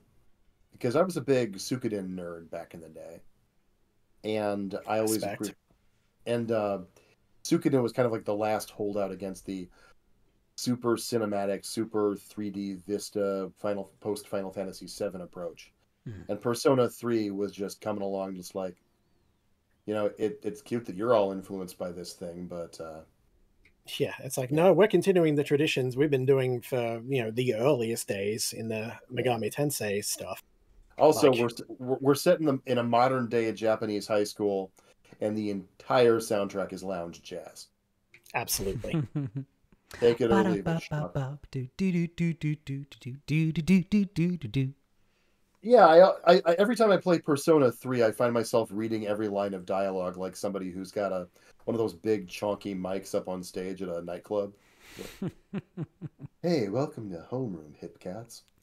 Hey, Makoto, did you happen to hear the answer to the question the teacher just asked me? Because I didn't. Wow, he knows the answer. He's so charming. Said no one ever in any high school. Hey, Mitsuru, I can't help but notice that you've shot yourself in the head several times today. Baby, what's going on with that?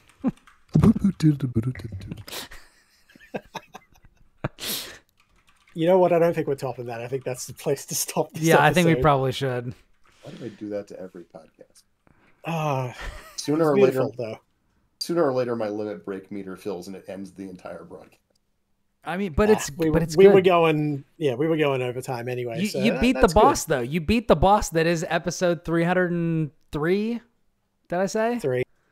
All right, palindrome. It's a palindrome, baby. Hell yeah! God, that takes me back. Takes me back to what was it? Beyond. I think it was Beyond, where like every episode. Ancient podcast Beyond and IGN staff member Marty Sleva would say it's a palindrome. Speaking of the Escapist, but yeah, he's in second wind now. He is, which is, and I hope they're all doing excellent. Which is, I mean, they are.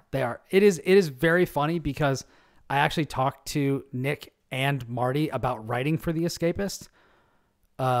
Actually, a while before they left, and they didn't get back to me. Like they were supposed to, and it was just, and I just kept forgetting because I have ADHD. I kept forgetting to ping them about it. Now you should go ask them and say, "So, hey, you mind if you still able to give me some work for the Escapist, maybe?" Yeah. Honestly, the Escapist is a really easy pitch right now. Yeah, I bet. Well, the thing is that when they all during that day in November, the only member of the editorial staff that was left was this guy named Liam, who stuck around because it was the first job he'd gotten for a while. He'd been unemployed for a while before that, and the whole thing left Liam kind of dancing like he'd never danced before. And it's hard not. I mean, just a complete rock and a hard place situation for the poor Absolutely, guy. Yeah. I do not envy him. Not his fault at all. Yeah. But yeah. Anyways. Thank you so much for joining us, dear listener, dear viewer, for episode 300 and mother-freaking 3 of the Platformers. I'm your host, Brian Barnett, and if you want to see the stuff that I'm doing, I got some interviews going up on IGN.com this week.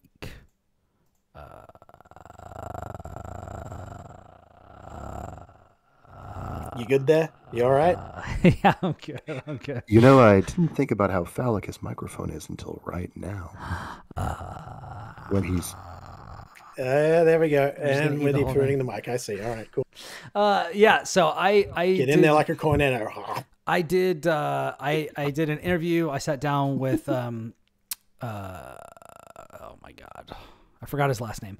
Constantine from Think Trunk to talk about Book of Demons Hellcard, which is a game that we just gave away. Very Papercraft style, yeah. Yeah. It's really fun. And it is part of the IGN Plus monthly games giveaway, So I don't know if keys are still available, but they certainly were. And so, yeah, you can check my interview with him about like the development of that game, about how they kind of came up with it and stuff like that. And I've got another one that is coming up pretty soon with Josh Fairhurst, the CEO of Limited Run Games, about the Jurassic Park Classic Games Collection and about games preservation as a whole, and also what goes into getting the arrangements and agreements and sorting through and actually creating some of these retro games collections. And I'll bet that's quite a fascinating discussion. It was. So yeah, that's going to be going up. I'll have to listen in. That's going to be going up soon. Like you should, dear viewer, listener. Yeah, you should. I'm still waiting on approval to get actual video interviews embedded in the piece. So this will probably, like the others, end up being an excerpt, but so much of this discussion was really fascinating. I'm going to push towards getting like as much of it in as possible. Unfortunately, when you have an interview with somebody for an hour and you transcribe it, it's incredibly lengthy. So as it would be. We will see what I can do. But yeah, that's what I've got going on, and you can check that out at IGN.com. And if you want to follow me on Twitter and Blue Sky and Backlogged, I am at Blue Sky and Backlogged at Brian Barnett, BrianBarnett. And I am Ribnax on Twitter and Twitch and YouTube, RIBNAX. Kris, what you got going on? Nothing really too special at the moment. You can usually find my body of work either here on the platformers or otherwise on my website, versusthebacklog.com, vsthebacklog.com, one word. Also, shout out to the recent update to the project that my friend James works on, the acclaimed video games list. It just got updated for all the 2023 lists, now featuring games like Baldur's Gate 3 and such. I help out a little bit in the conceptual and some data entry on that, but it's a cool project and you should definitely check it out. Yeah. So give him a shout out. And if you want to hear more about that, you actually can go back and listen to the episode we did with James about that very thing, where he goes deep about how such things are created and all that sort of stuff. Yeah, Thomas, what have you got going on? Where can people find you? Well, if you're interested in coverage of the Pacific Northwest gaming scene, that's my beat at the local news site GeekWire, geekwire.com. I'm all over the place, though, and you can find many of my work at Hard Drive, Bloody Disgusting, The Escapist, and more. We usually post it to my Blue Sky. I'm trying to get off Twitter because it's a den of evil that lives to support the strange ketamine-fueled ambitions of a South African who's nostalgic for apartheid.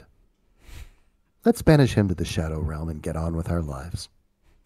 But on Blue Sky, I can be found at Stolisomancer, Mancer.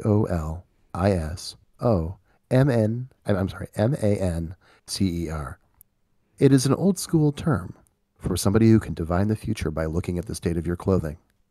Because I had no idea what to do for a handle and had an occultist encyclopedia right next to me. Because nobody else will ever take that word. Nice. The next thing I've got going on is I interviewed David Szymanski about his recent short horror experience, The Pony Factory, which is not as nice as it sounds.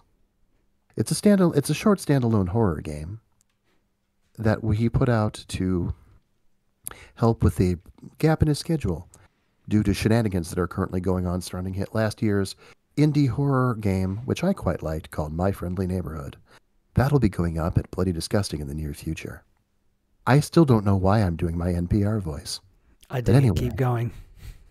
That's what Don't ever stop. And after this, we'll have 6 hours of atonal droning from our friend John Tesh. He's chosen to call it Whispering Firestorm. It sounds like he threw a dead body onto his keyboard and then walked out of the room. After that, we'll have more droning atonal music, but this time from woodwind instruments only played by obscure tribes from in the Amazon basin. There are 4 of them, We invented 3 of them and are pretending they're historical. If you can guess the 4th, the real one, you'll win a t-shirt. All this and more next up on your local NPR affiliate. Donate to us. Keep National Public Radio alive, or we'll fucking kill you. You just might be my favorite person on the internet, Thomas. Thank you. And you're not even from America. You don't...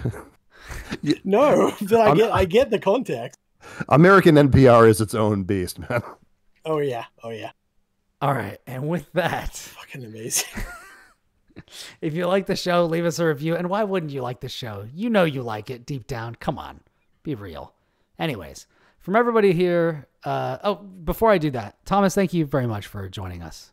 Free Steve Chung.